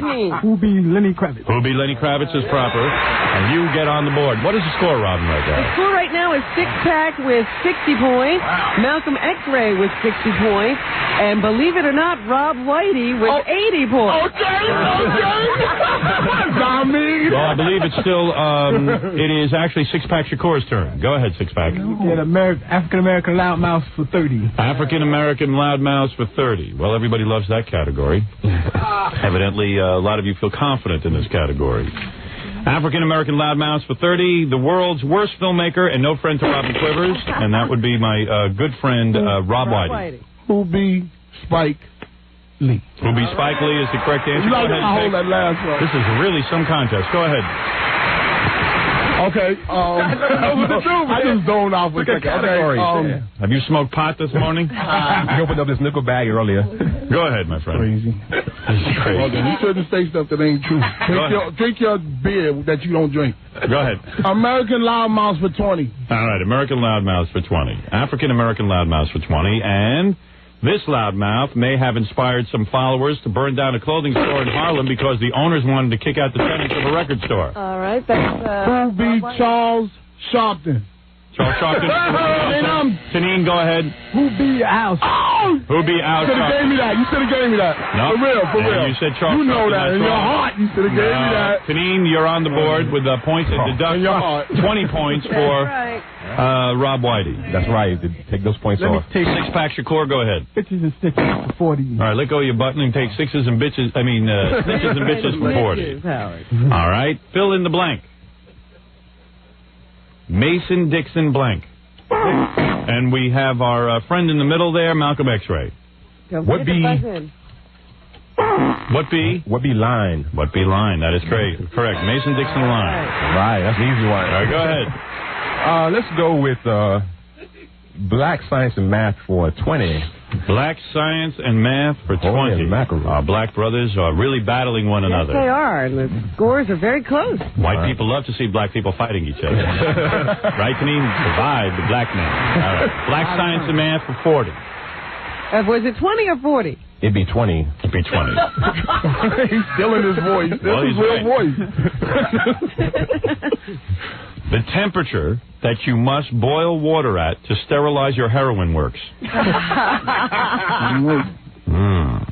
That'd be the temperature to boil your heroin works. No one's buzzing in. I don't know the regular temperature of boiling anything. All right, let's give you the answer. What be 212 degrees Fahrenheit? We missed that class. Try the category again. See how you do. Try the category again. Let's go with Where Am the Crack for 10. Okay. Where Am the Crack for 10. Nobody into black science. That's science category quickly. What are you trying to say? You got the wrong answer, man. Okay. Where Am the Crack? For how much? For 10. For 10. A D.C. police officer caught him in a hotel with a crack and a hooker, and he's still going to be re-elected mayor. Mayor Marion Barry. Who be Mayor Marion Barry? Right. Correct. Go ahead. Six Pack. Go ahead and. It's black science for 20. Black science for 20. That category. I think 20 is locked out, isn't it? 20 is locked out. It should be 30. Try for 30. 30? Wait, what's going on here? Come on, 20 is out. Black science. Is that? Oh, okay. It should be out. There we go. All right. Come on, Uzo. Come on, Uzo, baby. Uzo's not doing her job? She's looking at herself. She's weak from dieting. Give her a mirror. All right, here we go. Black science for 30. The square root of 64 pounds of cocaine and... Let's go to our good friend, Malcolm X-Ray. What be 8? What be 8 is correct. All right. I'm strong. Black science and math? Don't put Let's that go with one. it. I like to let you know I went to Bronx Science. So. All right, black science and math for 40? For 50. For 50, all right. 50 points. A septet of crack dealers would be this many. And let's go to Tanine. 6. A septet is 6? No, that is the wrong answer. Remember the answer in question 4? Yeah. What be 7? What be 7 is correct. Wow, cleaning up in black science and math. I'm glad it's over with. I went to Bronx High School of Science, so did you? I got an advantage. I know. Stop what good is it doing you? I'm winning at Black Jeopardy. That's what it's doing for me. You work at the phone company. It's not doing you any good. You're a garbage man. What are you talking about, man? Don't my people's all right. We all right. I'm all right. What's the total here right now? You want to know the score right now? Okay, Robin. Tanine just took a big hit. He lost 50 points on that question, so he's down to 40. He's down to 40. Malcolm X-Ray's up to 180 with that question, and he answered it correctly, and Rob Whitey's holding strong at 90. 90, okay. Well, I got twice as smart. So you went to... I'm twice as smart as this guy. What's your IQ, man? Like, it don't matter. I got a nice car downstairs. Yeah, what's that? You saying IQ doesn't matter? No. You letting him diss you like that? What kind of car you drive? People What kind of car you drive? I drive the bus, That's all that matters when you leave the studio. Yeah, right. So, you went to Bronx High School of Science? You trying to rub that in his face? That's right. He's a dumb garbage man. Well, what did you do with it? You wear What's the clothes got to do with how smart I am? You should put an earring on this ear right here. Put an earring on this. You're saying his education did him no good? It does not help you. There's no sense in bragging if you didn't make it. I hate people that do that. I went to this college, but I ran a room. Company's a good job. Phone company's a good company. Yeah, it's a good job. Better than being a garbage man. Yeah, I make more money than you. How much you make? You don't. $36,000. What do you make? What do you make? More than that. I don't got to brag in front of a white man, though. Don't worry. It's not just white people here. You can brag. Yeah. That's all right. You saying you make more than $36,000? Do they have a dental plan? Do they have a dental plan? Have everything. So why don't you use it? Got you. You ran right into that. I'm being a character, though. That's fine. All right. Well, at least you make $36,000 more than Tanine is making. Tanine, don't worry, man. You're going to hook up with a job. You're going to hook up. I see you're doing good here. All right. Now, Black Science and Math has one more for you. Is it? Whose turn is it? It's mine. Yeah. All right. What are you going to do? I like to go with where am the crack for 30? Where am the crack for 30? This game is heating up, guys. No, it ain't. I'm knocking them out, man. Now, come on, man. Come on strong, will you? All right, everybody get on that buzzer. All right, here we go. He and B on different strokes and doing some hard time and some funny business with drugs and firearms. Who was it first? I believe it was Tanine. Was it with Todd Bridges? Who is Todd Bridges? No. It would be Todd Bridges would be more proper, but that's all right. That's acceptable. For 30. And let's see. Tanine, go ahead and pick. Wait, we're running out of time for this Jeopardy round. Sorry, he said for 30. I said for 30, I believe. Yes, it was Uzo. Yes, it was 30. Yeah, no, she... I'm sorry, I don't know what's going on. Uzo, pay attention. Uzo, what is going on over there with the board? Are you having a hard time, my dear? She's nervous being here with all these black guys. Are you nervous around all these black guys talking to the microphone? Maybe I should talk like this. Say something. Uzo. You're doing one at a time. Right. Uzo, are you nervous? Yes. I knew it. You are nervous? Why? Because all these black men? Because I'm looking at my God. The floor? Your God's not on the floor. Where's your God at? She's looking at the floor. Where's your God at? My God. Howard. You're praising me. Trust me, if you was in this house, you'd be making up the bed.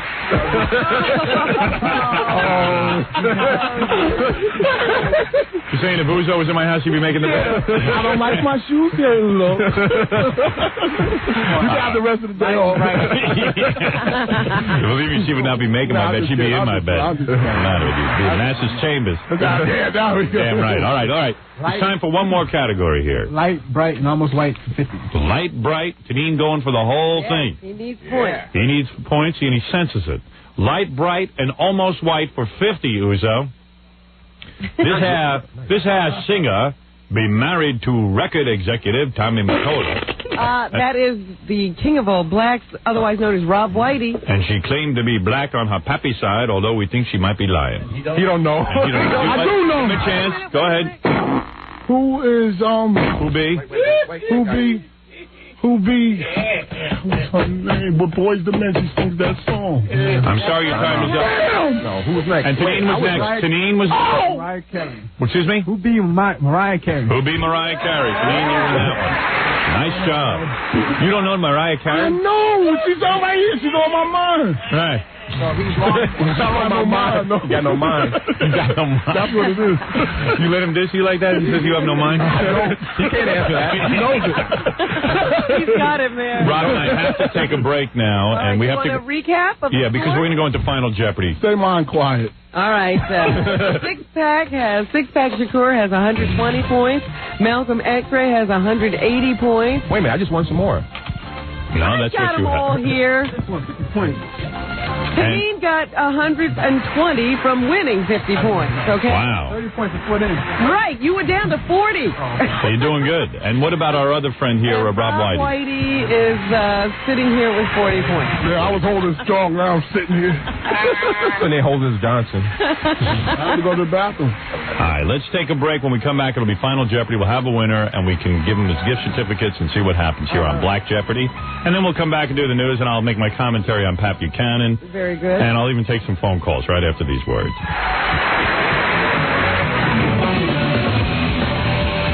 You're listening to The Howard Stern Show. 97.1 The Eagle. Baby. The Howard Stern Show. Here's Howard. Yeah, we're playing Black Jeopardy. I love Black Jeopardy. Love it a lot.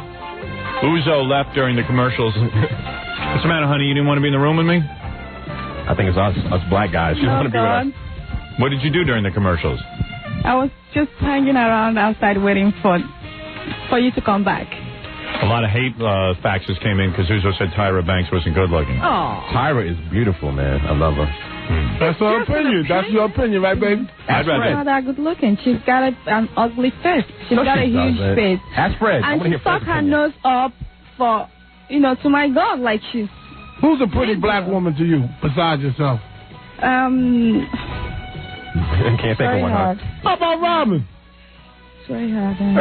She just bypassed that. She's gonna run all around crazy. Robin is beautiful. Definitely. I love a very opinionated woman. That's her business. I'd like to take her for a swim. Robin is not good looking enough to fit into that category? What about Vanessa Williams? Vanessa Williams. No, let her answer. Who's the good looking black woman? It's very hard. We'll be here all day, man. Make Robin's bed up, too, honey. Did you just put on some fresh perfume? No. You did not? No. Who is a good black Do you woman? think Iman is a beautiful black woman? Is Iman a good-looking black woman? No. Naomi Campbell? No, Iman has a chicken neck. She has a chicken neck? Chicken neck? Yes. She's too tall. Oh, wow. Come on, man. I'm going to give somebody. I don't know. How about... There are very few good-looking black women? Very few. How about the girl How that about Naomi Campbell? Naomi with the big, huge lips. Oh, dear. Yo, how about the girl from Good Time? Lisa Bonet? Yeah. No, the girl from Good Time. I know you mean JJ's sister? Yeah, she's nice. So what about JJ's sister? She's got that thing happening in her belly. What? She's got something in her belly. She's a big belly? Yeah. There's a baby in there. She's pregnant. From JJ. You made love to his sister. No, come on. How come you're not a supermodel if you're so good I'm thinking looking? about somebody. I'm doing well by myself. I don't have to be people always ask, Uzo, you look so beautiful. Why are you not a dancer? I don't have to dance. That's I don't have to do those things. That's right. You got your dignity. Yes, I got my thing going. I don't need to. I have my go to worship. That takes a lot of time. Yeah. No time to do anything. That does take a lot of time. You wonder what you did before. You have a dance show, though, on TV, right? You have a TV dance show. I saw that. Now, Uzo, you had a lot of trouble working the Jeopardy board. Will you have in other words, I'm going to call out something. I want you to turn it around. Where am the crack at 20? Let me see you turn it around. 20? Oh, God. She can't read. She can't read it. Let me see. There she goes. She's doing it. You're turning around. That's it. That took a little too long, though. I know she can read. She has trouble reading. That's right. Writes on Prodigy. Hey, I'm a jungle bunny. Of course. I have an excuse. You have what? I have an excuse. She's a jungle bunny. What's your excuse? Yes. I don't have to know how to read. You are lucky I can speak what you hear. So. What? I told you, she don't like us, man. I know. You are beautiful, but it's not like I don't like you. I'm saying that at least I have an excuse. It doesn't matter if you don't like him. You don't have to like him. So what's your point? You're saying that if I am... Because you are black, you don't have to read, all right? I don't know. By the way, that's redundant. Right. No. What? But what is? I'm saying that a black person that can't read is very redundant. But wait a minute. Let's go back to the game, man. What did she say? What did Uzo say? The black who can't read is redundant. Oh, really? You're saying a lot of black people... I'm from Nigeria. It's not my English, it's my... So you don't like the American blacks, I think. Is that the problem? I have no problem with them. I know what you're saying, though. American blacks is a little more... They're lazy. Like you. I know what you're saying. They're low class. That's very into, like... even if they're not criminals, they're side criminals. I mean, yeah. Just in the women and all that. Just like you. Yeah. Just like you. Ain't nothing wrong with that if they like to be like that. Some girls like to be mistreated like that. No. You ever think about that? Do you mistreat your women? Yeah, how do you mistreat your women? No, I'm saying some girls enjoy that. Come on, man. Is that right? 96. What do you keep being the way you are? Do you go with girls that you mistreat? You mistreat? You don't even have any girls, so stay out of this. I know. Those glasses are out of this world. What did you pay for them glasses? I don't remember. Maybe about $100. Glasses. What's so bad about the damn glasses? They're really faggy. They're not good glasses. They are. Power Right. frames, man. No, they're... I bet you the arms are loose. Are your arms loose? All right, okay. Let's listen. It's getting completely out of hand. Now, Tanine, you don't like this because you are a black Muslim, and you don't like to see the black man and the black woman fighting. Am I correct? I don't. Right. Could you have any words of wisdom here, or something you could say? Just love everyone. Let's love. What do you think is going on with Uzo? I don't know. She's looking at Tanine kind of funny. Uzo's an idiot. Huh? Tanine, you saying Uzo's an idiot? Yes, idiot. Redonda. But you would like to sleep with her, tell the truth. Nah, too skinny. Too skinny. Like, too skinny for you. You like some meat on those bones. Hey, Uzo, what's your measurements? 34D plus minus dash 30, 18 inch waist and 32 hips. Doesn't get any better than that. Wow. What's your perfect man? What would be your ideal man that you would sleep with? If you don't mind me asking. First of all, the guy my ideal man has to... He has to be white. Have a job. That's the first one. He has to, love... yes. So then that makes him kind of white. He's going to be white, right? Why? Black people like we him. love I like you. I'm just saying. I know what she's doing. Who's a good-looking guy, period? White or black? Yeah, white or black. Who is a good-looking guy? Yeah.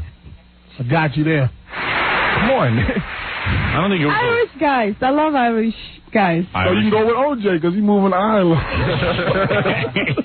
You like OJ? You think he's handsome? OJ is only handsome because he was a rich black guy. If he was not a rich black guy, he would look like a nice-looking guy. What about Brad Pitt? Is he good? He's faggy looking. Faggy looking. Oh. Yeah. Who is a good-looking man? Tom Selleck? God, I don't. Fabio. God is a Fabio? good-looking man? Do you like Fabio? Jackie. Fabio is too big. Too big. Yeah, too big. Who's a man that you are attracted to? Do you like anybody? You haven't named one good-looking black woman or a good-looking guy? I mean, do you have anybody you... Who's a good-looking woman? Is there a good-looking woman that you... I would love to do, what's her name? Quick answer for that. Who would you like to have sex with? I would like to do Claudia Schiffer. Claudia Schiffer, all right. Looks like Daffy Duck.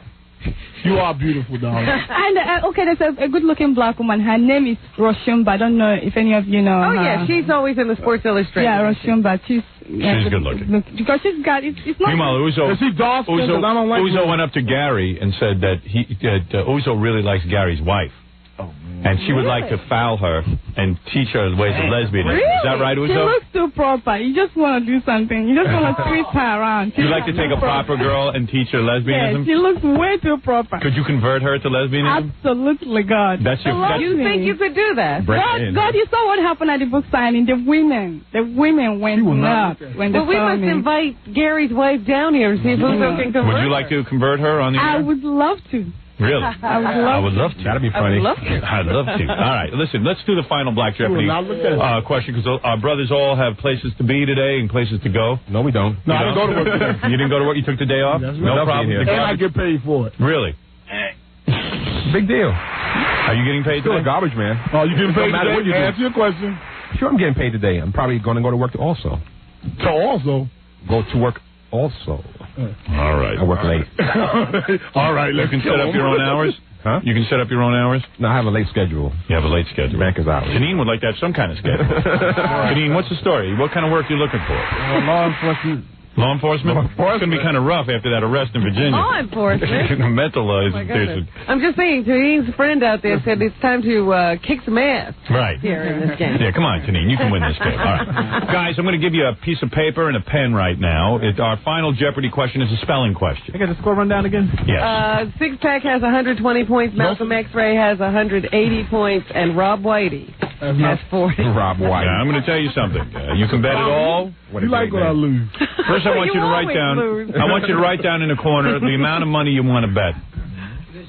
For example, Six Pack Shakur has 120. 120. You could bet all, or you could actually be sort of strategizing and saying, well, maybe I'll only bet 100 or whatever it is. We don't get the question first? No, you do not. It's a spelling question. Category. It's spelling. All right.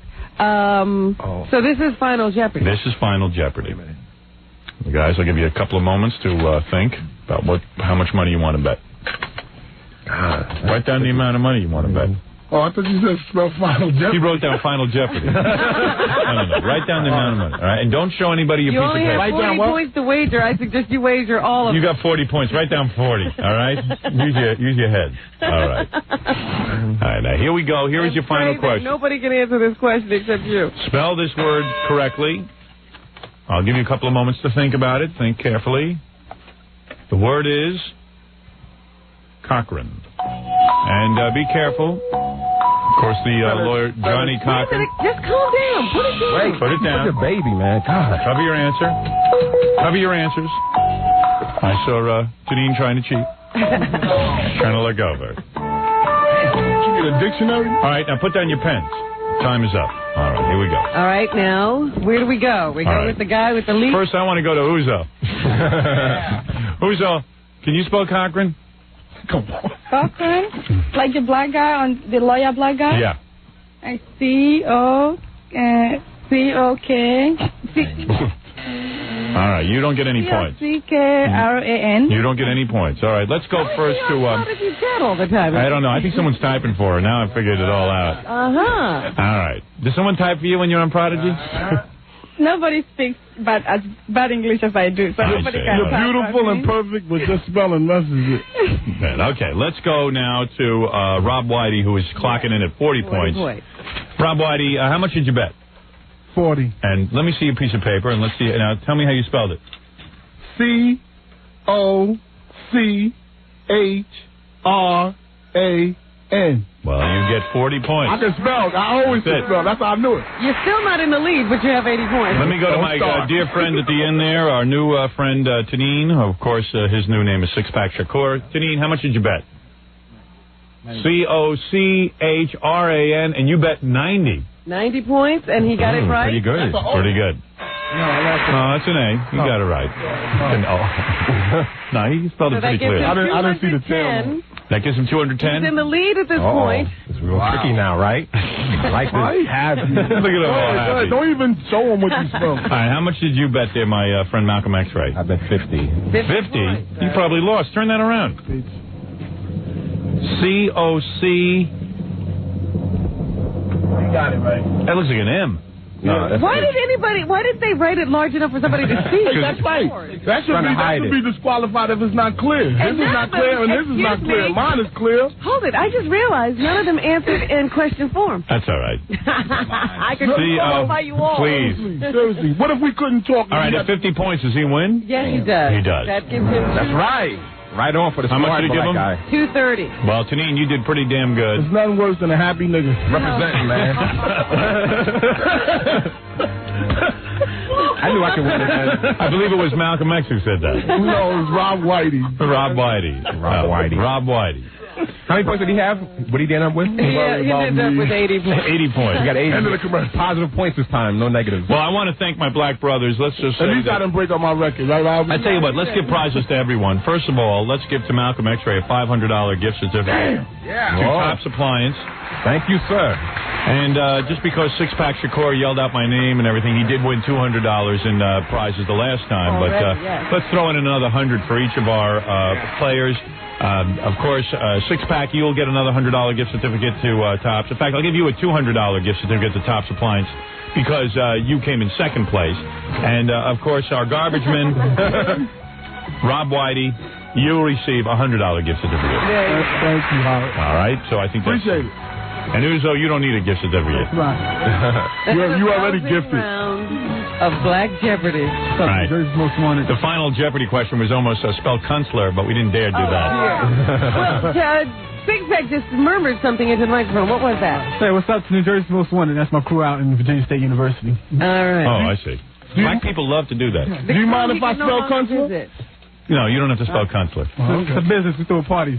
All right. Oh, so you're in business. You throw parties.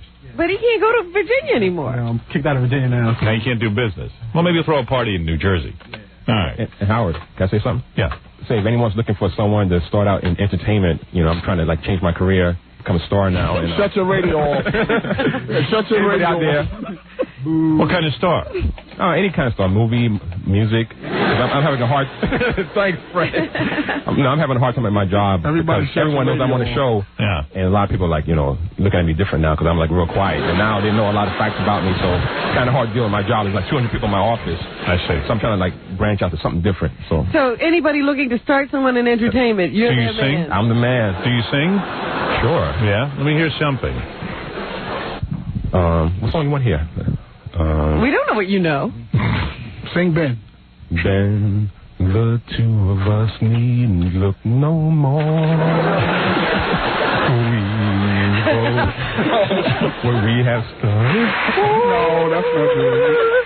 Then you'll always look behind and know like what you find. Who does that? Michael Jackson.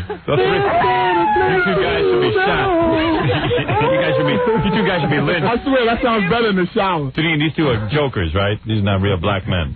Boom. These are not strong black men. Exactly. I'm telling you, I ain't strong. And Uzo, you are looking more beautiful than ever. You have gotten better looking since the last time I saw you, and congratulations on that, and your diet, and everything. And smarter. God, you created a very beautiful woman, God. Thank you. Yes, I did create you. Thank you very much. I'd like to play into that whole thing. You wearing panties under that little outfit? Yeah, pee-pee panties. Yeah. How could he have created you when the black woman was the first person on earth? Pee-pee panties, you call that? Yes. How come he doesn't look at you in the eye?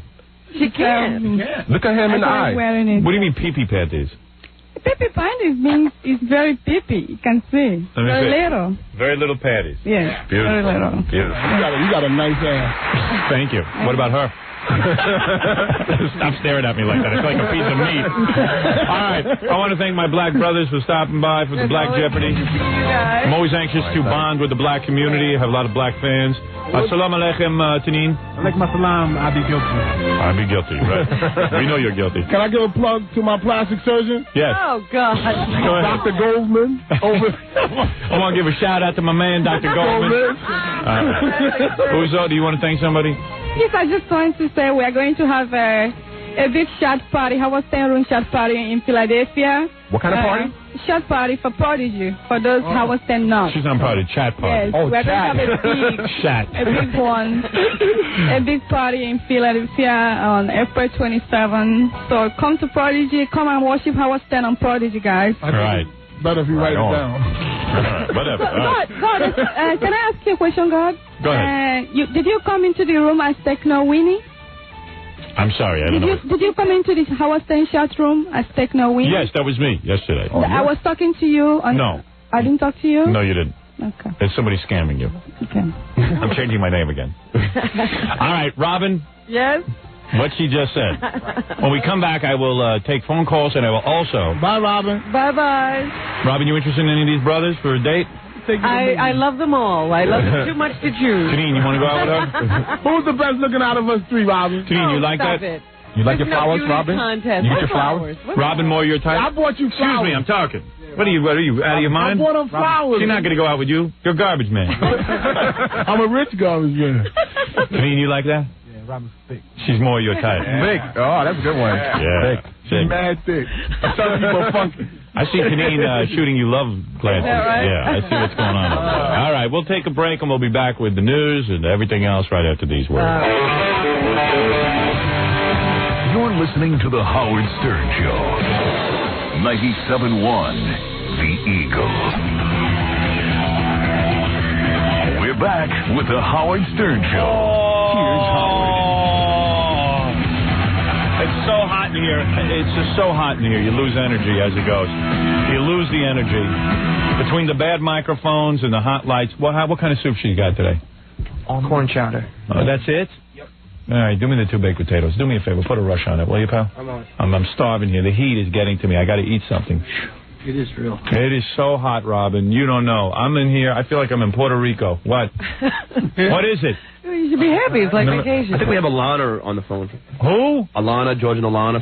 Yeah. Alana Stewart or whatever it is? Yeah, Alana Stewart. I mean, do you have any... no, I got to transfer in. Alana Stewart from the Georgia... I would talk to her, I guess.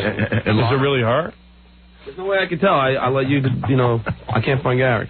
All right, I'll tell. I can screen her out. I got Alana on the phone. Alana? It sounded like you were saying, I have a lawner on the phone. What is a lawner? That's like a scanner. I'll fix my hair for her even though she's on the phone. Boy, you're into impressing women. Even when you talk to them on the phone, you do yourself up. Alana? Yeah? Is that you, baby? That's me. Who's this? I wonder if it is her. It sounds like her. Yeah. It is me. It's Howard and Robin. I recognize you. All right, calm down. I know we're big stars. Yeah. I know you are. Listen, I have to tell you guys something. If anybody in this business had any ego, they should call up your show and try to get through to somebody. Well, I mean, how do we know it's really, he's got to screen you. I understand, but he said, who are you? And I didn't quite know how to explain. Well, you really weren't in this business until a couple of weeks ago. To be quite honest, I mean, you were... Yeah, she was the wife of. She was famous for marrying people. Now she's in the business. I mean, you're not really in the business. Well, you don't, I guess. Well, listen, I heard sort of third hand. Yeah. I didn't know exactly what you said, but I was talking about you yesterday. I heard you were talking about us, and I heard that you thought we were inane and vapid. Well, I don't know. You said that about George. I said that about... Oh, well, that's okay then. Yeah, I really basically said it about George Hamilton, that it just... First of all, I don't know how you marry a guy like George Hamilton if you have any self-respect. I mean, the guy is like totally consumed with tanning. He's like one of those smoothie guys. I mean, now that I've seen him on TV, I mean, I used to see him in the movies and have that impression, but the guy's just so self-absorbed and so into himself. Yes, did he know he was marrying you? Like when you married him, you were real young or something? I was very young. And you were real hot looking, right? Yeah, I was back in those days, Howard. Yeah, I mean, you're still an attractive woman, don't get me wrong. But, let me tell you something honestly. If you ever met George, you'd really like him because he is a terrific guy. He's very smart and he's very funny. I doubt I'd like him. You're smart and you're very funny. Didn't he party with the people in the Philippines, the Marcoses? No. Oh, bull. He was very good friends with them. That was all a lot of nonsense. Friends with, was he friends with Hitler? Who? Hitler. The Marcoses were oppressors, and they robbed their own people. Exploiters and oppressors. They exploited the Philippine people. I can't be friends with George Hamilton. But you know what? He knew those people socially. He didn't embrace their politics. Yeah, so like Hitler had parties. What was the deal with him and Imelda? She used to throw like film festivals and all this stuff just to get him over there. Yeah, didn't he bang her? No, absolutely not. He likes tall blondes, Howard. And what happened? Like you were having how old were you when you met George Hamilton?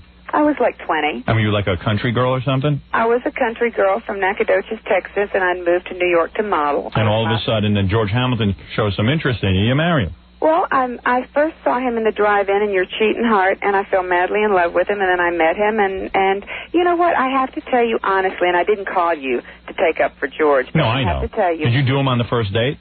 Yes, I think I did. No, the second. He nailed you on the second date. Mm-hmm. How far did he get on the first date? Third base? Nothing. Nothing. No, sip. And then you just, you spread your legs from like the second date? That's cool. You have such a sweet And then you dumped things, Howard. And then why'd you dump him? Because he was cheating on you? No, he wasn't cheating on me at all, and I didn't dump him. You know, things just sometimes don't work out. We were together like 9 or 10 years, and did you have kids? We grew. Yeah, I have one son. That's the son. Yeah. I have a son. The one who married. He doesn't sound like he's had too normal a life. What did he marry? Shannon Doherty? Shannon Doherty, and now he's running around with who? Some other girl. I got to admit, I'm jealous though. He was married to Shannon Doherty, who actually, again, is not as bad as you probably think. No, I know her. I went out to dinner with her one night. She was okay. You did? Did you like her? Yeah, she was nice. I always had a really nice relationship with her. I never had a problem with her. Your son's like real good looking like George, right? He's the two of them. Yeah. He's a great-looking kid, and he's a really, really good kid. And what does he do? Is he like his dad? Like, does he go around nailing lots of girls and then, like... Yeah, he likes girls, but he doesn't like getting a suntan. Thank God. But it's got to be weird to have your dad as George Hamilton, and and your mom's like this really good-looking woman who was a model, and you're good-looking, and I guess you get into the same lifestyle. Right. Well, he does. He has that lifestyle, but he really hasn't done anything... Except be their kid. Yeah. So he'll do something, I'm sure. Well, he's only 21. What's he want to do? He's acting. He's done a couple of parts in movies. And Who is he dating now? I know. Yeah, does he tell you everyone he has sex with? Like, does he discuss sex with you? No. Really? No, that would be kind of sick, wouldn't it? Well, not to you, Howard. Hey, if I had sex with you wouldn't tell my wife, would you? No, but you would tell the whole world. No, I wouldn't. Actually, Howard, I think you're kind of cute, but you are married. Yeah, like that stopped you before. When you married Rod Stewart, wasn't he married? No, he was never married before. Or were you his first wife? Yeah. And he's a real womanizer. You must be totally shell-shocked from him. Well, I've been in therapy quite a few years, Howard. Yeah, I don't think have you tried marriage again since then? No, I haven't, Rob, and I have just stayed single since then. So if you're married to Rod Stewart, you probably got to use your mouth a lot. Oh, dear. Right? I picture he digs that. Oh, Howard. Get on your knees. You're my wife. You're my bleating wife. Hey, you sort of sound like him, Howard. You do that very well. He's from New York, you know. I see him as being a real piggish guy, you know. Really? Get on your knees. No, he's actually not like that. Why don't you have him on your show? He's in New York. He won't be on. He won't be on the show. He's too cool. He's Rod. You don't think so? It's a funny name, Rod. It's like having the name Dick. Yeah, didn't we hear from somebody that he had a little one not too long ago? One of those. He has a little weenie. Hey, how big is Rod's weenie? That'll be funny. Get back at him. How big is it? Is it like 1 inch? I couldn't talk about that, Howard. Oh, come on. I'm not that kind of girl. I don't kiss and tell. Come on. Hey, Howard, if I had sex with you, would you want me to tell everybody how big it was? No. Come on. If it was big, I would. I heard he's quick in bed. True or false? What, did you read that book? Yeah. You read the book, didn't you? Yeah. You know that book is sold out in every bookstore in L.A.? Is that true, though, that he's quick in bed? I didn't have that experience, but, Did you enjoy him as a lover? I could only speak for myself. We had a very passionate relationship. Would he do everything to you? I mean, would he kiss you in a dirty place? Oh. Howard. Come on, tell me the truth. Does a guy like Rod Stewart go out of his way to please someone like you? Or does he sit there and say, I'm Rod Stewart? Yeah, or does he sit back and, let you do all the work? I'm curious. I can't discuss those things. Why? You're Alana. You're supposed to be, you want to open up. I can't, yeah, so to speak. You two were married for how many months? We were married for, God, Howard, we were married for like 5 or 6 years. Robin, is he always like that? Yes, absolutely. Come in here, I'm worse. Well, I'll come in there. I'd love to come in and visit you. Yeah? See, I think you're really a sweet guy underneath all that. Yeah, I'm a great guy. That's my wife. She's really thrilled. Robin? He's okay as a friend. I don't know what it's like to be married to her. Well, I could only be a friend because you're a married man and I'd respect your wife. Yeah, sure you would. Of course I would. Yeah, like you wouldn't bust up a home. I wouldn't. Oh, please. Hey, I'm a Texas girl. I'm from a small town in Texas. I have my Yeah, you move in the fast lane, honey. Hey, I heard that you said, now I've heard all this third hand, you understand, but I heard you said that you liked Kathy Lee better than me. She's better looking than you. And I thought you did. Oh, you think? Yeah, well, she wears like little dresses and shows. He didn't like what you were wearing. You don't like when I wear pants, right? Yeah, I mean, she shows off her pants. She shows off her thin, pretty legs, and. But you know why I don't show off my legs? She shows off her cans and tight dresses. The guys dig that. I know, but you know why? I'll have to wear more short skirts for you, Howard. You know why I don't wear dresses? Because I grew up very tall and very skinny, and I always had a complex about my skinny legs, and Darling, that's why I wear pants. If you want to win in the ratings, yeah, sit there like a big dope like Kathy Lee, cross and uncross your legs, hardly wear panties, just wear little thongs or not even panties. Let guys look for hair. Basic Instinct, Sharon Stone. Yeah, let guys. Hey, wait a second, she's not wearing panties. I'm telling you, man, you want to get ratings. Because George Hamilton is a stiff. It's up to you to say that. Just outrageous. You haven't seen my legs, Howard. You have bad legs? Well, they're thin. Yeah, so's Kathy Lee's. That's cute. Show off your cans and your legs and show off ass. Wear tight things around your ass. Don't wear panties. Keep guys guessing. I'm telling you, you guys' ratings will go through the roof right now. You guys are dangerously close to being canceled. Actually, we're starting to do better and better. Why are you always the last ones to realize you're going to be canceled? Well, I told this to Mary Lou Henner. She goes, I'll bet you any amount of money I'm not going to be canceled. What was the bet you made with She was going to come in topless if she was canceled. Where is she now? She's hiding. Where is she? I want to see her come in topless. Yeah, well, because she mooches on a bet. She made that bet. You know what? I wouldn't. In this business, I would make no bets, believe me. But you know what? We're doing the best we can. How long did it take you? How long did it take you to sleep with Rod Stewart? Like how many dates? One. I'm not sure. How'd you meet him? First day. Oh, she probably met him at a concert. I want to know from her. Or at a party. You know what? I never met. In fact, one of the things that always bothered him was I really wasn't very familiar with his music when I met him. Yeah. I like country music. Do any other rock stars besides him? No. And where'd you meet him? Where did I meet him? I met him actually at a party in Los Angeles.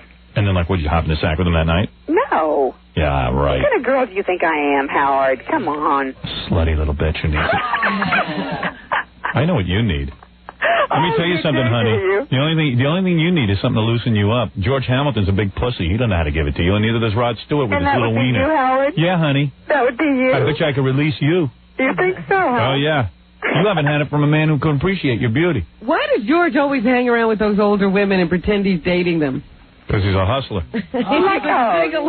He's a gigolo. Actually, he goes out with younger women. Yeah. No, I always see that he's like, you know, like he was Elizabeth Taylor's guy for a little while. And Yeah, that's like all fake. all that stuff. What's that all about? You guys would really like him if you met him. I guarantee you I'd throw up on his feet. Huh? I'd probably throw up if I met him. You don't know, man. I'm the anti George Hamilton. Well, I don't dig guys who hang around with Imelda Marcos. What? I don't think he's too crazy about you. Well, either. I'll tell you something. I can sleep at night at least. I don't have to worry about selling out the Filipino people.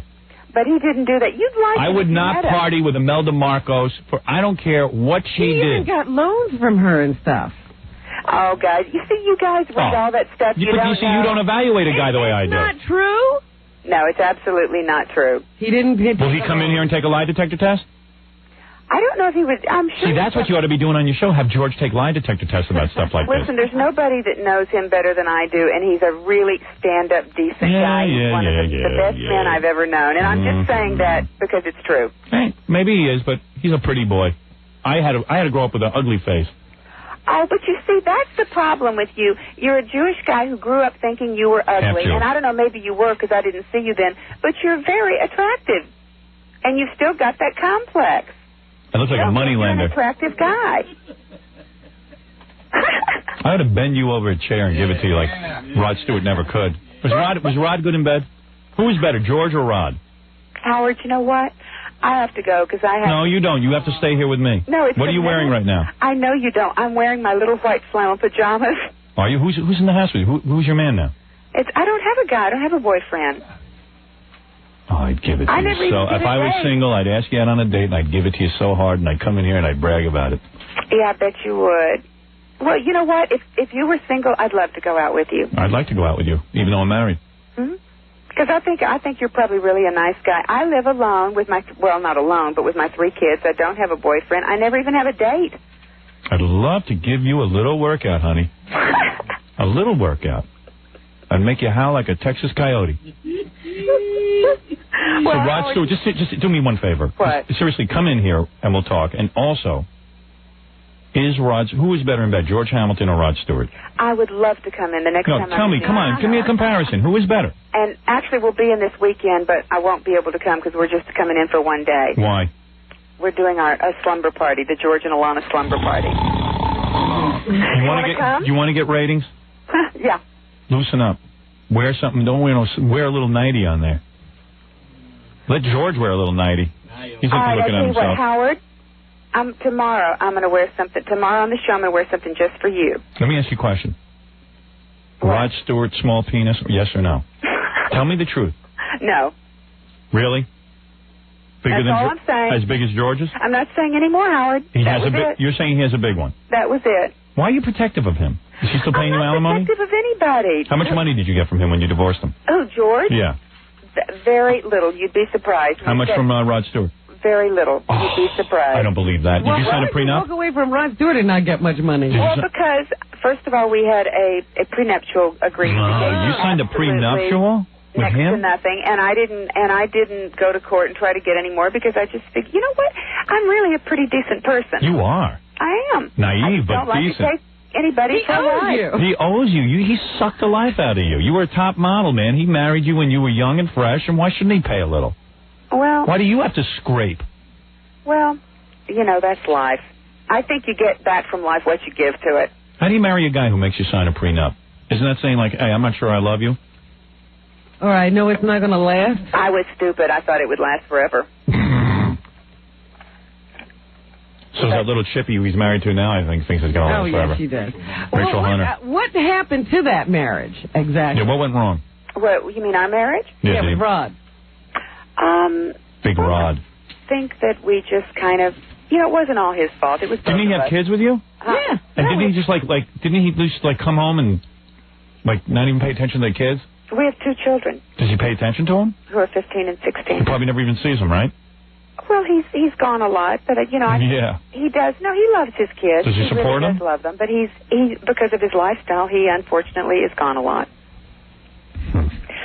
Now listen, Howard, I hate to cut you Baby, this is getting depressing. Your life I don't is want to depress you, Howard. your life is a sad story.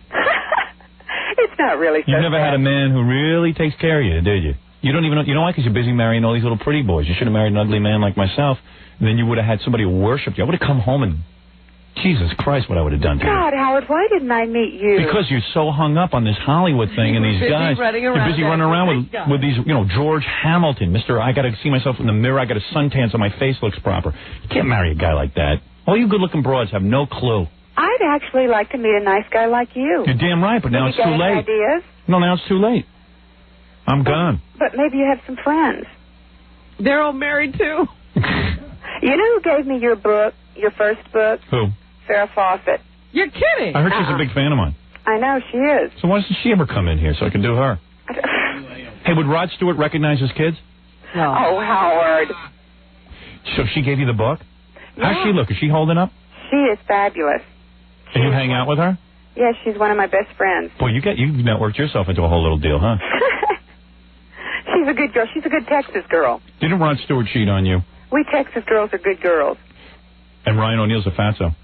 No, he's not. You say the meanest things about people, Rod Stewart Howard. cheated on you, to tell the truth. Did he cheat on me? He did. I think he did, yeah. What'd you say to him? Did you confront him? That's all water under the bridge, yeah. And what'd you say to him? Well, I don't remember. It was a long time ago. You don't remember what you said to Rod when he was cheating on you? Oh, he denied it. And then what did you say? I'm going to divorce you? And he goes, hey, love, you sound a pretty napshiva. Well, I believed him at the time. Howard, listen, I hate to go, but I have to. How did you know he was cheating on you? I bet his private parts. Miss me? Did his private parts smell different? Oh, Howard. Tell the now truth. That really, I have to go on that one. Howard. You even grossed me out. Would you ever kiss Farrah Fawcett on the mouth? I've been your big friend and supporter. Oh, all right, come on. I'm being nice. Huh? I'm being nice. You were being relatively nice. Would you ever kiss Farrah Fawcett with your mouth open? Robin, do you think he's being nice? No, he's not being nice. You're being rude. Now, stop that. She called to say hello. Have you ever seen Farrah Fawcett naked? Behave yourself. Have you ever gone shopping with Farrah Fawcett? All right, I'm going to think of a nice question. Have you ever gone shopping with Farrah Fawcett? Yeah, we go shopping all the time. Right. And when you're shopping, has there ever been a time where you're trying on different outfits and stuff? What is this, a courtroom? Has there ever been an occasion? Has there ever been an occasion where you guys were shopping and, you're just trying on different outfits and the both of you were naked in the same room? You shared a dressing room. Right. Howard, why don't you just buy the December issue of Playboy? No, you can see Farrah. No, I'm just asking you, have you two ever... I don't have to describe her to you. When you go shopping, do you ever get in a room and get naked with her? Well, not exactly like that, But you're in bra and panties? I mean, we've tried on clothes. You have. Oh, so you admit that? Howard, I'm going to leave you with that. Why? Did you ever feel each other up? No, Howard. Would you send me your panties in the mail? Would you send me Farrah Fawcett's panties? Howard. How are you going to get those? Well, she's in the dressing room. Just grab them. Just get on a roll and he can't stop. He's out of control. No, what do you mean? So you're in the dressing room. Robin, and did you... a bucket of cold water on the man. I have to go. Does her body look good when it's in the dressing room? She's a great-looking woman. I'd like to ever look at her and go, man, she's a really good-looking woman. I think she's a beautiful woman, yeah. And would you ever be interested in having sex with her? I'm not a lesbian. You're not. And when you see her in dress, you don't have any sexual feelings toward her? I think she said, I'm the judge now. You've asked that question. Robin, how many times? Boy, what a prude you are. No wonder all these guys leave you. You're so silly. Did Rod ever hump Farrah? No. Howard, I have to go because I really... Did you ever smell Imelda Marcos's hand on George Hamilton? All right. I'll let you go if you have to go. If you're going to be a baby and go. I do have to go, but you know what? You're so I would uptight. love to come and see you when I'm in New York if you'll be nice to me. Yes. If you come in here, I'll be different. Robin, do you promise you'll be nice to me? I promise. I'll break his legs if he's not nice. Right. Yeah, come on in here. I'll break your legs if you're not nice to me, Howard. Yeah, I bet you I can kick your ass. You think? I'll arm wrestle you. Yeah. With her. I'll fix you. Which, do you want to fight with me or have sex with me, Howard? Which is it? It's the same in my book. It is, isn't it? Once I start having sex with a woman, it turns into one big fight. Well, you know what? Your wife won't leave you for beating up a woman, I suppose. Right. I can beat you up, but I can't have sex with you.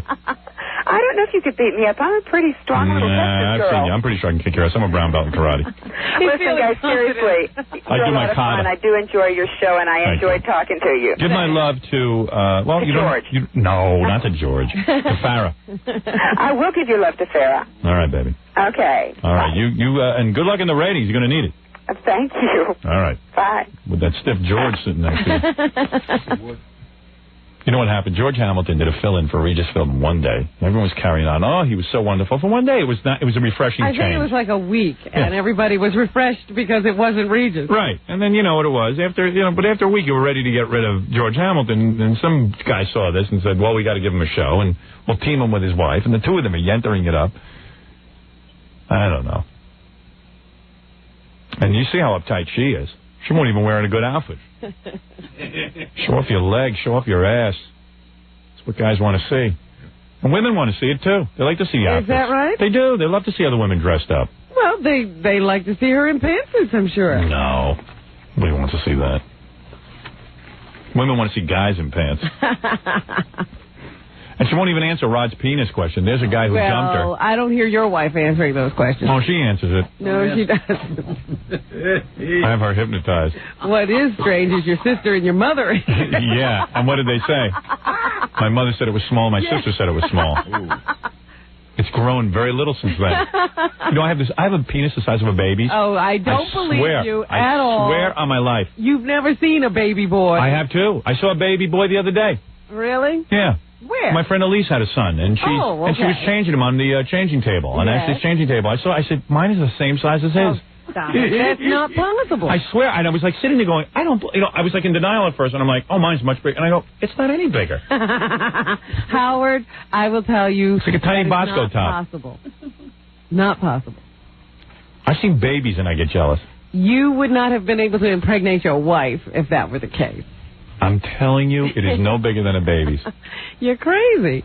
That's your imagination. I swear to you. You know, just like you see your nose as being much bigger than mine, I think you have an exaggerated opinion of your nose. If you put me next to a baby and just cut out a picture of our genitals, you wouldn't be able to tell the difference between mine and a baby. I swear on a stack of Bibles. That can't be. It's true. Because you would need so much blood to make that a size worthy of sex. That's why I get a headache during sex. You would lose consciousness. Let me take a break and let's do the news. And I'll try and put everything in perspective for people. They want to hear my thoughts on Pat Buchanan and this and that. And I will be back after this. You're listening to The Howard Stern Show. 97.1 The Eagle. We're back with The Howard Stern Show.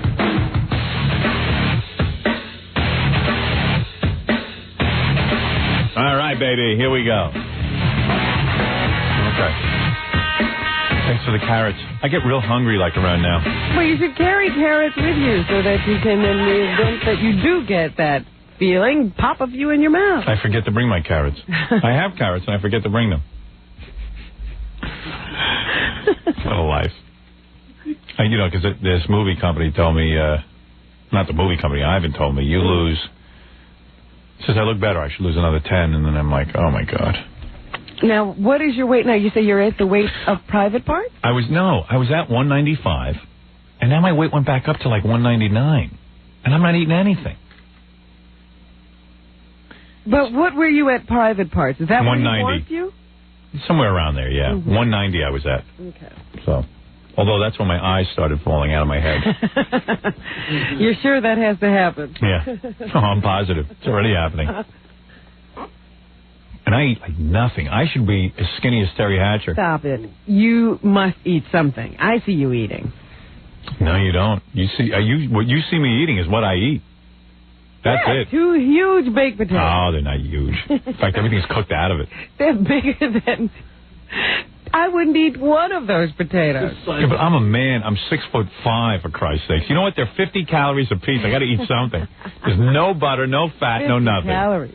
They've got to be more than that. So, okay, they're 100. Say they're 100 calories each. That's 200 calories. Then you have your cereal and your banana in the morning. What's that? 300 calories? That's like you eat double portion. No, I have a single portion. I take a cup of shredded wheat. You've cut down then. Yeah. Oh, I've cut way down. With a banana, and skim milk. Then I have an apple on the air, and then I have for lunch the 2 baked potatoes and some steamed chicken. And then I don't eat till dinner. And I have a salad with 1 cup of kidney beans or something, those brown beans. I tell you, all this is too many carbohydrates. Oh, if I eat any less, I'm going to vomit.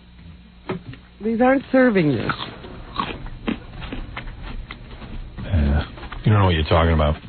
I eat less than you do. You went back up to 199. I eat less calories than you do. What do you eat, Miss America? Miss America. Yeah. What are you eating over there? This is what I've eaten today. Yeah. And what else? That's it. A bag of carrots. That's it.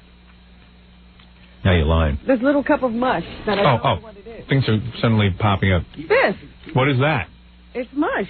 No, come on. What do you eat? It's a herbal thing that this Chinese doctor gives me. That's like 9 million calories. No, it's nothing. How come you're not super skinny? I couldn't exercise for the last 4 weeks. That's why you're sick, I guess, because you're not eating. And I said, well, I got to start dieting again. I want to do it at some point. So you're starving yourself. So now I'm doing my diet again. You have lost a lot of weight, though. Wish I did. Yeah, who cares? So I'll be fat in the movie. Robin will be all thin.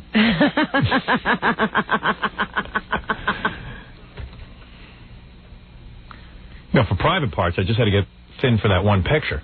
For this, I got to maintain it. Yeah, that was like a day you had to maintain. Yeah, I got to maintain this for a year. You have to go down in much space, and then you can go back up. Yeah, you can shoot right back up. Because I was talking to Betty, my director, and she was saying some guy she was working with ballooned up during the shooting of some movie they were doing. Oh, boy. And I was like, yeah, I got to, maintain this. Right. It would look pretty bad if I gained 50 pounds during the course of the movie. Plus, they shoot out of order, right? So yeah. At some moments, all through the script, he's changing. Yeah, right. My belly is popping through. Yeah, who cares? Anyway, we're doing the news. I guess the big news is what happened in New Hampshire, but... Right? Absolutely. Yeah. That is the biggest story today. And, I guess... people say, well, how can people vote for Buchanan? First of all, those people in New Hampshire aren't even people. This is what I've been maintaining all along. People have been actually responding to the wishes of about, 20,000 New Hampshireites. Did you see those totals? Yeah. I know. In fact, he only beat Dole by 2,000 votes. Yeah, it's not like Dole's out of it, and it's not like Lamar Alexander took anyone by storm. It's just it's a three-way race. People, here's the vibe, okay? It's not that people are... I know, Jews and blacks are crapping in their pants. Pat Buchanan is going to be president, but he's not. He's unelectable, and I'll tell you why he's unelectable. The abortion, for a number of reasons. The abortion issue alone makes him unelectable. There's just too many people in this country who need abortions and don't want to give up that right. That's it. That's number one. That's why no guy like that will ever be president. You seem to hold a lot of think that holds a lot of weight with people. Oh, with a lot of people. I think that the people who really are considerate of things like that, who really think about things like that, won't vote for a Pat Buchanan. But there are a lot of other people who, that's not a big deal to them. Pat Buchanan has some attractive issues, like he's going to keep all the foreigners out of the country. But he can't do that either. Once again, sure he can. I have to remind you that there's a Congress. Yeah, well, and they ruin everything. These are laws he would like to get passed. Yeah. But there are not a lot of Buchananites in Congress. He has no one else running with him. It's not like the Republican Party is for this same agenda. So he would never get these laws passed. Well, that's why he won't be elected. That's why he won't even win the primary, because the people recognize... Nobody's going to even nominate him. Right. So here's the deal. It's these people in New Hampshire... They're just bored with the idea of Dole being the candidate. Everyone is. It's just the idea of this guy who's way too old to be president. He's lacking in energy. It's not because of anything he said or did. It's just that a guy that old, my dad's that age, and my dad's thrilled just to sit home and maybe, go out to dinner one night. Can you imagine your father having to run for president? He would have a heart attack and die. There's no way that Dole's up to that job. It's a lot of pressure, and you know what you need? You need a high energy guy. Quite frankly, the government runs itself, and you just got to sort of be a figurehead who runs around a lot. It's a beauty queen job. Not really. There's a lot of work to be done if you can do it. No one seems to be able to do it. I could, but nobody's going to elect me. I'm unelectable, too. Yeah, me too. So the thing is that it's no big deal. Just a bunch of rubes got all excited over Buchanan, and he promised them he's going to get them jobs. And right, that's the whole thing. He's like the boogie. He's got a boogeyman for everybody. Yeah, because he's like, you people work in factories, and you make $10 an hour, and some man in China is making $1 an hour. How can you compete with that? It's like, dude. Yeah, they're taking your jobs away. Big business is sending your jobs overseas. I'll stop that. Yeah, like you show me the American who doesn't think he should be making $10 an hour. I mean, quite frankly, for putting rubber soles on shoes, you should be getting $1 an hour. What the hell do you think you're doing there? It'd be fine if we reduced everybody's wages and then probably go back to a normal standard of living again. So, Buchanan wants a guy who puts rubber soles on shoes to make $10 an hour plus benefits. And he knows he can't deliver that. And these rubes are getting all excited, and they think they're going to be getting big jobs or something. Who knows what he's promised them? Promised probably to ship all the Jews out of the United States. Yeah, secretly. Down there, you know what I mean? So he got them all excited. But, that's it. And quite frankly, Dole will be the candidate. You don't even think Lamar Alexander has a chance? Could be. I mean, maybe they'll go with him, but it's not going to be Buchanan. I don't know that Dole will make it through the primary process. I really don't know that he has it in him. That's good. He should weed him out. He's just too old. So let this guy Alexander be the guy, and then Clinton will just win. So anyway, let's listen to a few of the candidates from last night. Here is the front runner at this point, Pat Buchanan. And Pat Buchanan's just he's like me. He's like a loudmouth who gets on radio and stuff. And spews his guts. Maybe there's hope for me to be president. Although I don't have time. I got to do the movie. Well, not right now. Right. When your schedule slows down. Campaign with everything they got. Do not wait for orders from headquarters. Mount up, everybody, and ride to the sound of the gun. Uh-oh. He's all fired up now. What the hell does that mean? Who knows? It's completely delirious. Everybody's screaming, yes, yes! That's a TV commentator. Mount up, everybody. Nobody owns a horse. This is a guy who doesn't believe in the theory of evolution. I mean, he's wacky. He's playing to yahoos. And what else does he have to say? I'm going to go visit Mount Rushmore, and there's a spot up on that mountain I want to take a look at.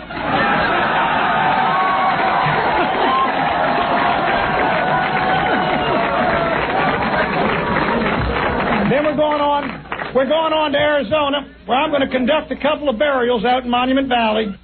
I don't even know what he's talking about. He doesn't either. No one does. Wait till they start analyzing this guy. Police. I think I have another one of his clips over there. Let's see. I don't think so. Hold on. Let's see. Bob Dole, Lamar, Steve Forbes. No, I thought there was 3. Number 4. There's number 1, number 3, and number 4. Yeah, I played those already. You only played? No, number 1 is Bob Dole. Oh, I'm sorry. You're right. Okay, well then let's go to the next guy in line, Bob Dole. I'm in bad shape. The pencil in my arm is all sweaty. We're now engaged in a fight for the heart and soul of the Republican Party. That's what this race is going to be about tomorrow. So at least he is willing to stay in the battle, in the foray so far. Here's Bob again commenting on his fate in New Hampshire. He lost the New Hampshire primary 4 years ago, I guess it was, and he did it again. Now I know why they call this the Granite State. Because it's so hard to crack. Ouch. My pen just struck me in the nuts. Ouch. And then, of course, there are the also-rans. Lamar Alexander, not really far behind with 23% of the vote compared to Pat Buchanan's 27 and Bob Dole's 26. Here's Lamar Alexander inviting Bob Dole to get out of the race. I think anyone who steps back 5 feet from the night and looks at the three of us will see an energetic Pat with the wrong ideas who has really no chance to unify our party.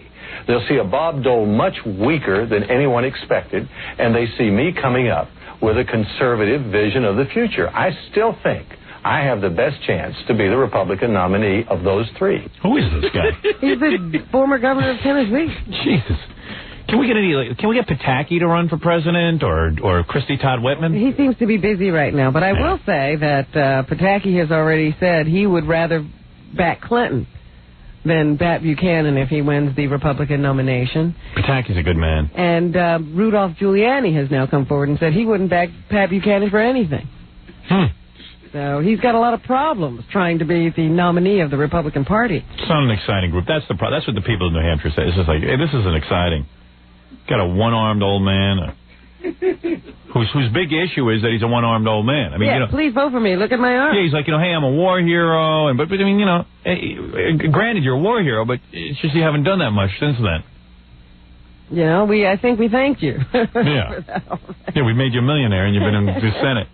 And here is Steve Forbes, who limped across the finish line. Yeah, and how wacky are the people in New Hampshire? 2 weeks ago, this guy was the front runner. Yeah, he only got 12% of the vote. This is the second inning of a 9-inning game that's going into extra innings. Dad, I need more money. Well, there was a guy who ran, and everyone wanted an outsider. There's a true outsider. There's an outsider. He's about as outside as you can get. And they all abandoned him. So people are liars. They want someone who's sort of a political insider. Well, I don't think Pat Buchanan could be called an insider. Oh, it's true. You got a point there. So much for my political analysis. None of it rings true. What you know. Hey, what do I know? I'm just trying. I'm trying to make commentary on something I know nothing about. Let's take a break and let me think about it some more. All right. Come back and regroup right after these words. You know what it is? I'm hungry. I need a baked potato. To the Howard Stern Show. 97.1 The Eagle. You're listening to the Howard Stern Show. Once again, Howard Stern. So, Robin, the big talk around the station. I know we're in the middle of the news, but this is kind of news. This is talk around the station? This is local news. Inside news. Yeah, well, you're doing national news. You never do local news. Let's do some local news. Stuttering John is Ganji, my intern Ganji, and Gorillo's landlord. Yes, they rented an apartment from John. I don't know how he got to be a landlord. I don't know what happened, but Jackie used to rent an apartment to John. Then John took over the apartment, and he's renting to Ganji and Gorilla. And the only reason we know about this is because someone heard Ganji yelling on the phone the other day. Stuttering John evicted Ganji and Gorilla. What? Yeah, he evicted them. Evict them? And he told them, you got to be out by today, and they won't leave. Why did he? Yeah, I heard Ganji. Why don't you grab one of those microphones when he's talking? I really don't want to talk about this. You don't? No. How come? Because it isn't like I'm doing it to be mean. Are they paying their rent? Yeah, it's not that. It's just that I'm being evicted. Oh, you're being evicted. I'm being evicted. So if I'm being evicted, then I know how why can they say call that? this. Oh, sorry, what? That's the only. I'm being evicted. Yeah. Because the building thinks that I'm not there ever. Oh, but you are there. Yes, periodically. So I'm being evicted, and the place is trying to, get money from me for the legal fees as long as this continues. Right. So I told Ganji and Grill very nicely, listen, guys, you guys got to get out too, and they refused to leave. So I don't know how I could physically. But they understand that you're in trouble. That you, I mean, they don't in trouble, care. but they don't care that I have to fight. When did you tell them that they were going to have to go? About 2 weeks ago. And it's like I've tried every venue. I've called a lawyer. I'm paying a lawyer, and I'm trying every way. But I don't want to be. So what happened? You had a lease. Yeah. And then not renewing the lease. John's lawyer just called and said, stop talking about it right now, because he's on the phone with the lawyers. Yeah. Really? Yeah. So they're trying to get me out of it. My big deal is I'm homeless. I have no home. Yeah, but that's not John's I can't problem. go home. It's not my problem. Why can't you go home? But it's my problem, and I got to worry about it. I don't have a home. I don't have a roof over my head. I'm not your mother. I didn't ask you to do anything. I said I'd take it over. I said I'd take care of the problem. I'll look into it. And he yells at me, and I didn't do anything. But does he understand the more you look into it, costs me money every day? Doesn't cost you a dime. He doesn't understand. So you know what? I'd rather not discuss it because you don't understand. You do not understand. You're saying he's too stupid? I'm saying him and Ganji are only thinking about themselves, but they have to think that it's my name and it'll be me. Right. You know what I mean? They don't care. But Robin, you remember right in the beginning, the initial thing was if I had any problems, I'd have to tell them to leave. I told you not to get involved with him. I know. Well, I was nice enough to, to do that, and now it's getting, blown up in my face, and it's just another example of nice guys finishing last. I just heard Ganji yesterday yelling at John, I'm giving you adjutant, you're giving me adjutant. Well, where's Ganji during all this? Well, I'd just rather not talk about it. Are you fighting with him, too? Well, I'm just trying to tell him, listen, guys, I'm trying my best, but it just, they don't seem to care, and it's ultimately it's my name, but it doesn't really mean anything to them because it's not them. You know what I'm saying? And it's my fault for being a nice guy. And Robin, you following any of this, Robin? And Robin did tell me, don't do it, and she was right. And why are you involved in all this? As usual, he listens. Why are you a landlord? I'm not a landlord. I live there. Oh, you live there? Yeah. And you were letting them live there, too? Yeah, we're like the roommates. So why are you being evicted? Because they just don't, that's a whole long story. I'd rather I can, I'll get I see. But they don't want to. So if Ganji, let me just say, if Ganji and Gorilla just left, your problem would be over. Yes. And now they won't leave. Wait a minute. If Ganji and Gorilla left, would you be evicted? Yes, I'd be evicted either way. Oh. He just wants them out of there because he doesn't want the hassle. He doesn't care if he's evicted. Right.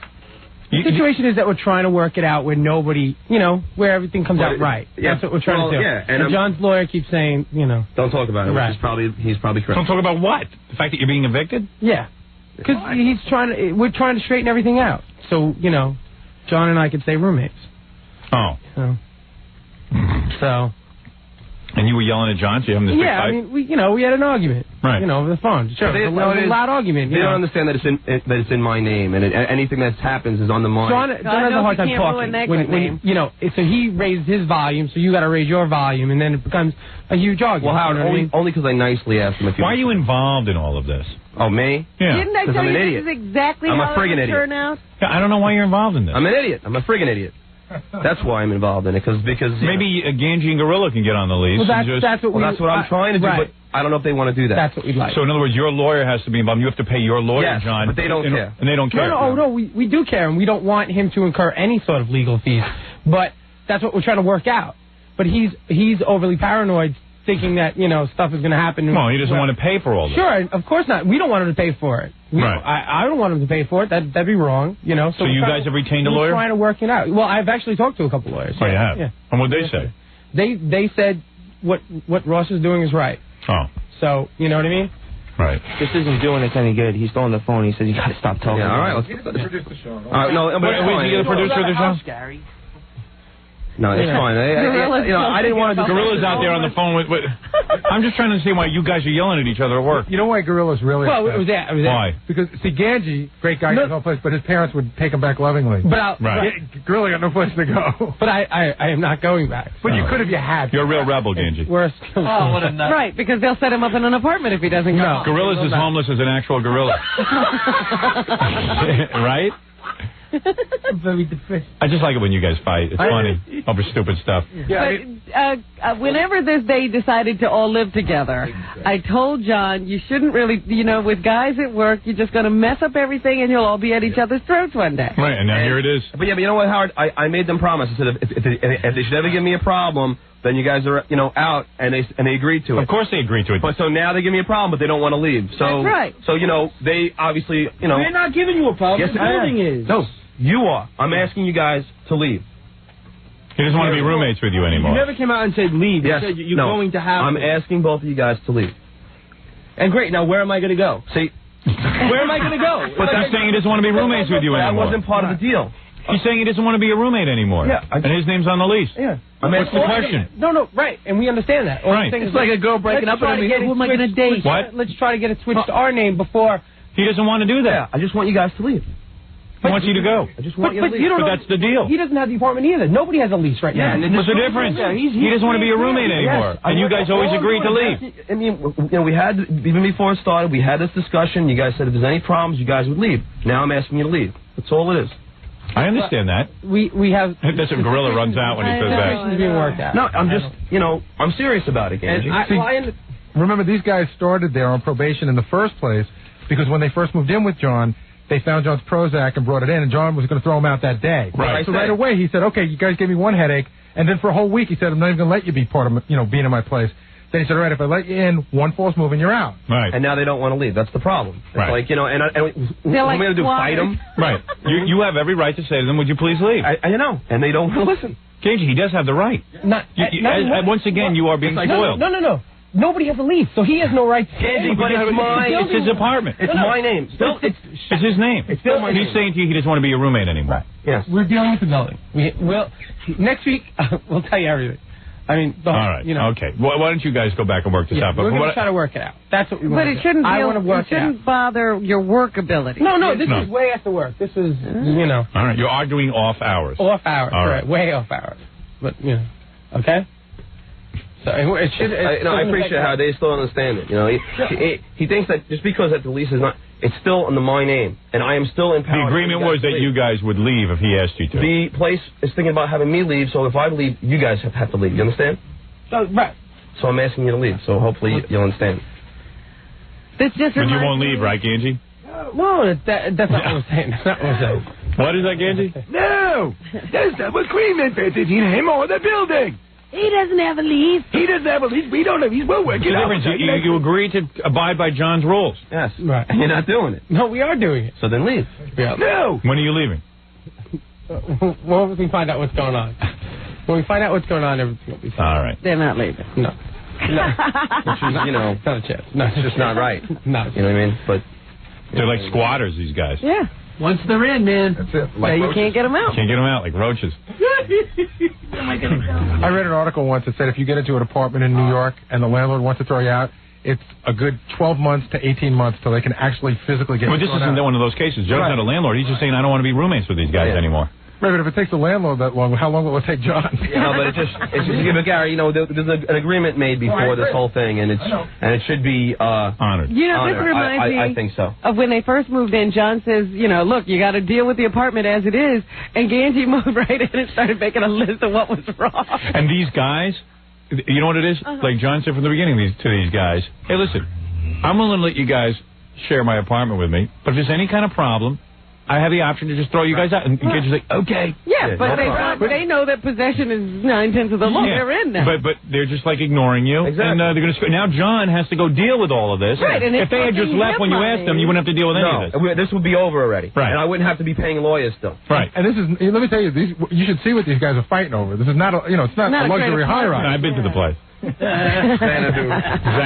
I can't believe you've been to the place. Yeah, I have. It's not Xanadu. Jackie, when Jackie used to live there, he invited me over once to, because I needed to take a nap. It was the last time I went there. Before it was ever The place was like caving in. A place like I don't know how you could have went in there.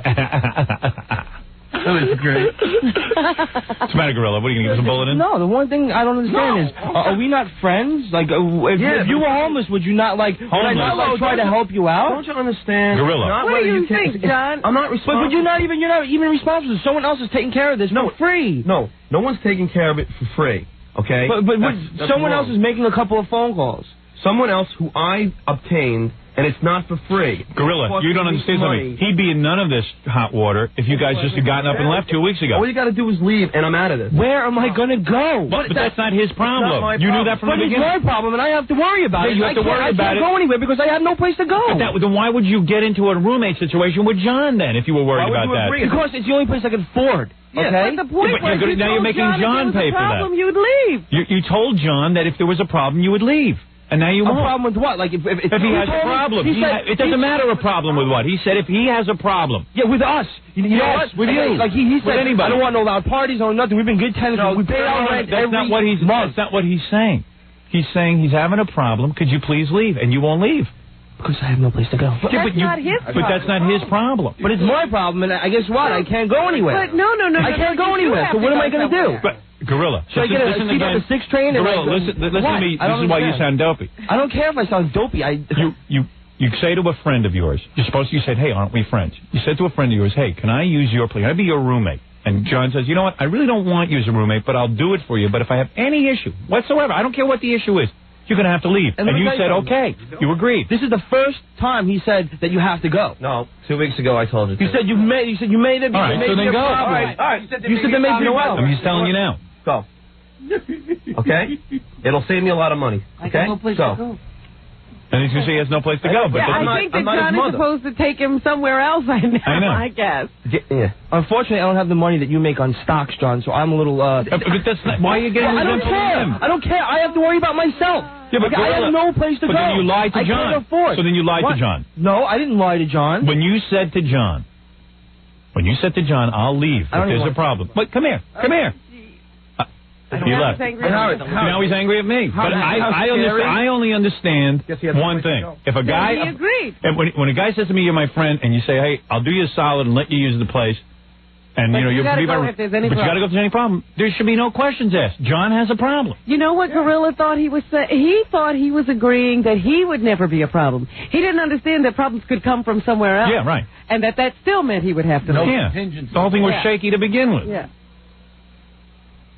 But you see the problem, how he is? He just because and then he walks out when he loses the argument. And he insults him. And then he insulted you about your stock. Yeah, like the best part, though, is that he says, I can't go because I have no place to go. And then you have Ganji, who totally understands, but still won't react to it. I don't have to go. But there's more to it than what is there more to? The guy says he doesn't want you there.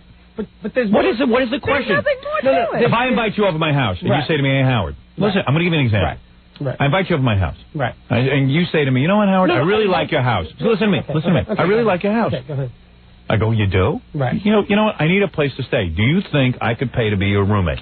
So you know what? I'm not really looking for roommates, but you're my buddy. Okay, you can be my roommate, but I got to make a deal with you. For any reason, I change my mind. I mean, if I just feel like going to the bathroom by myself because I don't want you guys there anymore. For any reason. Because it could be as simple as, I don't want you living here. I want you to leave, okay? So, year goes by, 2 years, 3 years. Suddenly you say to yourself, I don't feel like living with Ganji anymore. Hey, Ganji, leave.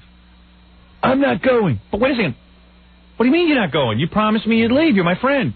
No, my mother, I'm not going back to the house. I won't go back. I don't have to. Dude, you know what you guys sound like? They don't. That's the scary thing. I do know what we sound like, and you know. I mean, you know what? If like Gorilla had gone to John and said, "Holy cow, man, I'm really screwed. Maybe I can just stay with you another day or two." Maybe John would have said, "Yeah."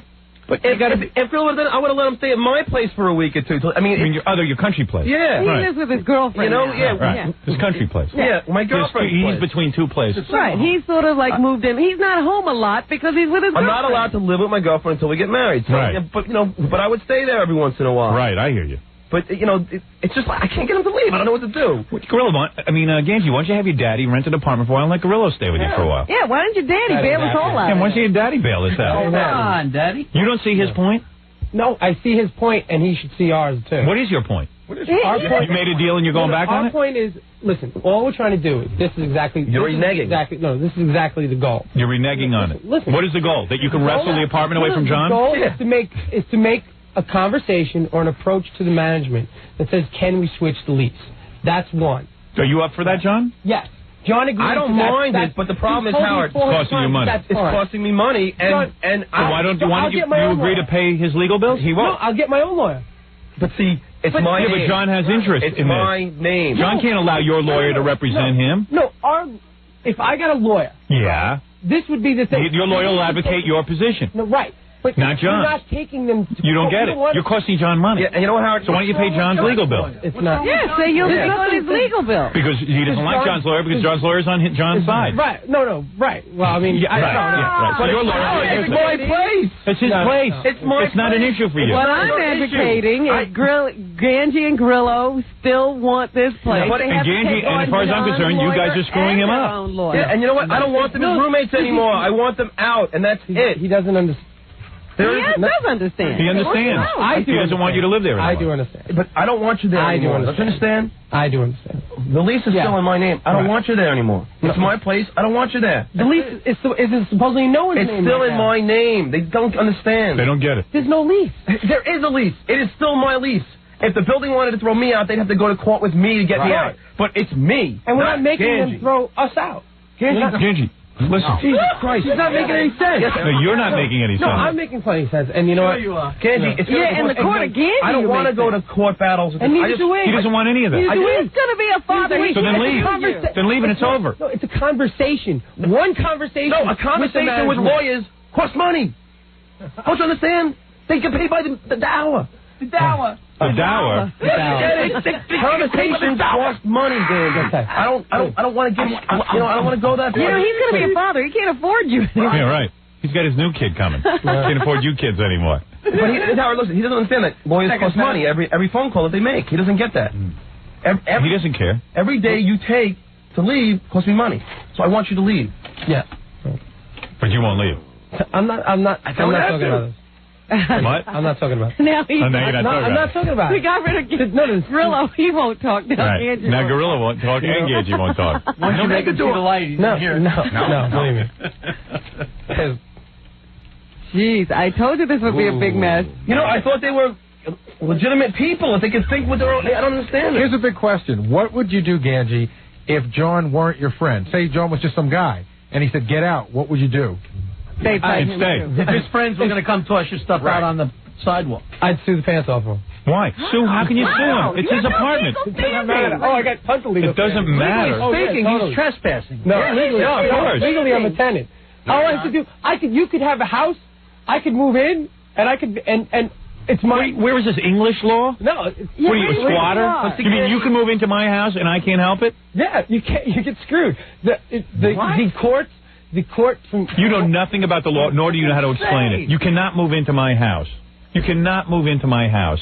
Then why is Gorilla worried about being homeless? Just move into somebody else's house. Why don't you just move into someone's house? How come Cato doesn't own half of OJ's house? Right. How come? But Cato, I guarantee has rights to that full house. I guarantee that. You know what? What college did you graduate from again? CW. This is what I'm dealing with. I don't know what to do. I don't blame you. I don't know what to do. Well, you're a moron. I told you were when you got involved in this. It's just I thought they would think about it. I mean like be a friend, gang. Say hey, I don't want to cause the guy any problem. I've been there for a while. Now I got to go. That's it. Just go. If you're his friend, why are you staying and causing aggravation? Causing him trouble. Yeah, you don't care. No. That's what I'm saying. No, hold on a second. Why are you causing John all this heartbreak and heartache? I don't want to talk about it. I really don't. Oh. You don't want to talk about it? I really don't. All right. All right, fine. Don't talk about it. It's trying to be worked out where John has nothing to do with it. That's basically it. Well, John has nothing. They're putting John out of his apartment. That's great. John's going to be homeless. That's the best. I'll be honest with you. I could care less about all three of you, but I kind of see John's point. I'm do you? I'm glad you do. Do you guys see? I mean, I feel horrible for Gorilla. Yeah, me too. I love Gorilla. Money, but you can't go in front of the judge and say, "But I got nowhere to go." Yeah, I mean, then he shouldn't have moved into John's apartment. Argument. See, the thing is, I set it up in the beginning. If there's going to be a problem, that you guys, will leave with it. Not a problem. Yeah, but you set it up with a guy who has no place to go. And nor does he understand anything of what you're talking about. He's like, "Hey, John, you got plenty of money from the stock." Yeah. Like, what's that got to do with anything? I hope somebody's keeping Gorilla away from the windows. Where is Gorilla? Why is he not here? Come here. Where is he? Abelo's on 260, and Gorilla has locked himself in your office. He's locked himself in my office. John's lawyer's on the phone, and Gorilla's locked in the office. All right. He left his offers for apartments. See, offers for apartments. You guys are okay. There's tons of apartments. But Howard, what's really disgusting? I was doing him a favor. Well, I don't know. I don't know the whole story. Maybe you...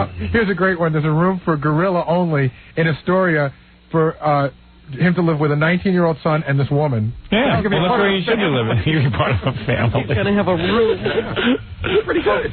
And, Gandy, if you're interested, you can call a guy named Manuel. We'll never see you guys again. Now, who is this on hold? He wants to get on the air? I guess all right, I'd like to talk to him and find out what this guy must be going nuts. He probably doesn't even want anything to do with you guys. Probably not. I'm sorry, sir. I don't know your name. It's Ross. Hey, Ross. It's Howard on the phone. How are you? We're on the air. I called to tell these guys to stop talking because now the other lawyers probably listen to the whole show, and now we can never go to court. All right. But stop talking. Yeah. Ross is correct. Go work it out, and let me know what happens. Ross, do me a favor. Come on the air with us when it's all over, because I'm sure as someone who went to law school and practiced law, you're probably disgusted with this whole case. If Ganji would be quiet for a minute, everything would be okay. All right. But no, I'll come back on I'm shutting up. All right. You shut up, Ganji. And John, you stutter so no one knows what you're talking about anyway. Thank you, Ross. Thanks. All right, guys. Go ahead and leave. I don't care less. Thanks. You know what? Who cares? Now that's solved. And now how you get Gorilla out of my office? I want to know how am I going to evict him out of my office? That's what he did. He just moved into your office. Call him up. I'm not leaving. Is he locked in my office and disrupting work? Let's talk to him. Talk him out of the office. I don't know my office number. I would call. I'm going to sue him to get out. Where is Ross? I want to hire him to get Gorilla out of my office. I'm a good tenant in your office. He locked himself in my office? Oh, he's and so I'm not crazy. coming out. Get in here, you little freak. How come there's no food in here? I love the interns. I can follow their travels no matter where. You feel so sorry for him, but it's so funny. No, because he never sees a solution to a problem. He only sees the problem. And the problem is insurmountable, so he goes and locks himself in the office. I just want him out of my office. Now I have a problem. No, he's moved in. According to Ganji's law, he now owns that place. Yeah, I like Ganji's command of the law. You explained the whole thing, get the thing clear as mud. Yeah. You got the whole thing, but where am I going to go? Yeah, there was like, I'm out of here. You see the judge like smack him. Hey, Kathy, come in here. Where is Gorilla? I want to know who is in my office. We need a number so he can call. We need the wireless, Howard. What? We need the wireless and go pound on the door. I just don't want to lose my rights to my office. You've lost it. Forget it. Yes. He's in there now. I'm in here. Got his rights. And it's a pretty good place. I remember you got a couch back there, Yeah. a refrigerator, and a microwave. I live on Madison Avenue now. And I was going to put a new microwave in. It's now K-Steve. Can somebody come in here and tell me where everyone is at? The whole office is in an uproar now. What? Ganji wouldn't come in because he wanted to get involved in conversation again. It's extension 305. Oh, thank you. Your entire staff is in your office with cameras and screaming, yelling. Oh, really? Oh, dear. How do I get the... Let me see if I can... You know the extension? Yeah, we just got it. Tom has it because Tom's always calling me down there. Steve Grillo's resident. Hello? Is this the Steve Gorillo resident? Oh, yeah. Hold on. Is Mr. Grillo in? Yeah, hold on. Is Mr. Gorillo in? You should hear what's going on here. Hold on. Hello? Gorillo. Yeah. Now, what are you, locking yourself in my office? No, I didn't lock yourself. The door happened to be locked. I just needed to cool off for a second. To cool off? Now, you're not saying that that's your office now? I didn't say this in my office. I shut the door. I didn't know it was locked. And you locked everyone out? No, I didn't. I didn't know the door was locked. You know your door's locked. Why did you run out of here? Why did you run out of here like a girl? Because I am a girl. Oh, you are? Yeah. Oh, you have a vagina? Yeah. All right, very good. I have a tampon on right now. Okay, good. Goodbye. Bye. Sitting there locking himself in my office. Oh, dear. What? Easy to get a place to live. No. Cares where those guys live, quite frankly. I'll tell you one thing. I'm not letting those two guys into my house. No, because now you know what Ganji will do. He'll just live there. What? My house now. Did you hear him? I said if I let you stay in my house, he says he owns my house now. Where did he study law? No, somebody's advising him. What? He spoke to somebody. Yeah, and he's confusing all the laws. Yeah, he didn't hear that. He's heard something, but that's how he all the interpreted things he's heard, he's muddled together in his head. Yeah. You know what? Let's end up the show so we can go back in the office and watch the video. Right, we got to go see. Yeah, watch what's happening back there. No. Well, let me just say that Snoop Doggy Dogg is a happier man today. He was told by the 12 people judging him yesterday that he is not guilty of murder. Here is the verdict as it was read in the courtroom. And I heard he didn't react at all. No, he stared straight ahead. Because he's like a gangster. We, the jury in above the title action, find the defendant, Calvin Brodus, not guilty of the crime of murder in the first degree. In violation of Penal Code Section 187, a felony, as charged in count 1 of the indictment. Calvin Brodus is the real name of Snoop Doggy Dogg. They also acquitted his bodyguard. The two had been charged in the murder of a young man in California. They were in Snoop's Jeep. Snoop was driving. His bodyguard was sitting in the passenger seat. Somehow or other, shots were fired. A man is dead. Snoop Doggy Dogg claims that it was self-defense because this guy was going for a gun in his waistband when the bodyguard shot. However, you say that the guy was shot in the back. Yeah. I haven't seen the forensic report. We just want to know, the guy was shot. Did he have an apartment? But he was in Los Angeles, so I don't think it would help these guys. But anyway, Snoop Doggy Dogg is acquitted of murder, but now the judge has sent the jury back into the deliberation room to determine a verdict on lesser charges of voluntary manslaughter for both and an accessory after the fact charge against the rapper. So there is still some determination to be made in the Snoop Doggy Dogg case. He's just not going to be found guilty of murder. Actually, these guys are guilty of something. Well, that's what they said they were deadlocked on these other lesser charges, but the judge has sent them back into the jury room. Robin, I don't even mean the murders. I mean, guilty of something. Can't we lock them up for something? I bet you can even get Snoop to say that. Here is Snoop's lawyer, David Kenner. Oh, I thought Johnny Cochran was their lawyer. Well, Johnny Cochran was supposed to be their lawyer, but the one who's talking is David Kenner. David Kenner? Yeah. This has been a very difficult and emotional 2.5 years for Snoop. It's just wonderful, finally, after all this time, to get the news that we just got. Right. As I said before, it's not free and clear. They'll be back in or awaiting a jury verdict on lesser charges today. Finally, this morning, a warning to all you potheads. Hey! Heavy marijuana users have trouble paying attention and taking in new information for at least a day after last using the drug. What was that? I know this will sink in a day or two, Jackie. The lingering effects are subtle and maybe temporary. Big deal, we have fun. But researchers don't know the impact on schoolwork and work performance. But it casts serious doubt on the common belief among marijuana users that they are fine once the marijuana high wears off.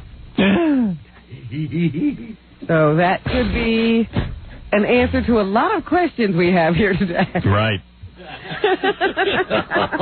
Like why Jackie's career hasn't gone that well.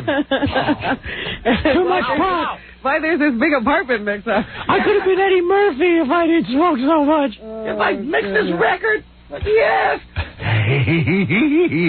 So what are you going to do? Just remember, don't try to learn anything after you've smoked, for a day or two after you've smoked pot. Forget learning. Won't stay with you.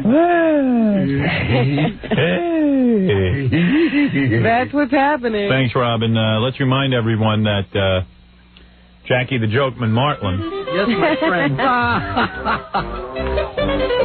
Did Robin do her last story? Jackie Penne's Joke Page Martling. Get the very funny 2-hour video of his wild game Stump the Joke Man. Only $15 plus $4 shipping and handling. Jokeland special, buy two, get one free. Call 1-800-323-KING. And this Friday, February 23rd, two big shows, really big shoes, at the new Catch a Rising Star in South Street in Philadelphia. For Jokeland's web address and Sergeant Pecker info, call 516-9221. Join Fred Norris, King Norris Unplugged at Detour this Saturday on 13th near 1st in Manhattan. Come see Steve the Gorilla Gorillo this Saturday night. I'm homeless. Hosting a beauty contest at Hollywood's in West Orange, New Jersey. Maybe I could live there. He'll move it. Bring him an apartment. Will he own the place? Contest starts at 10 p.m. For more information and direction, call 201-672-8777. And if you're planning a wedding, a party, you need a DJ, call Scott the Engineer's Rocket Entertainment at 718-BAG-5040. It's funny that our interns have more legal cases than we do. I know. They're always involved with the law. They have a team of lawyers. Thanks. And John has like 7 lawyers. It involves a conversation. One conversation. You see the Godfather? Yeah, sounds like him. A conversation. I'm not talking anymore. Too dead. Just pass some wind. All right, we'll see you tomorrow. Howard Stern. All morning. Pure rock all day. 97.1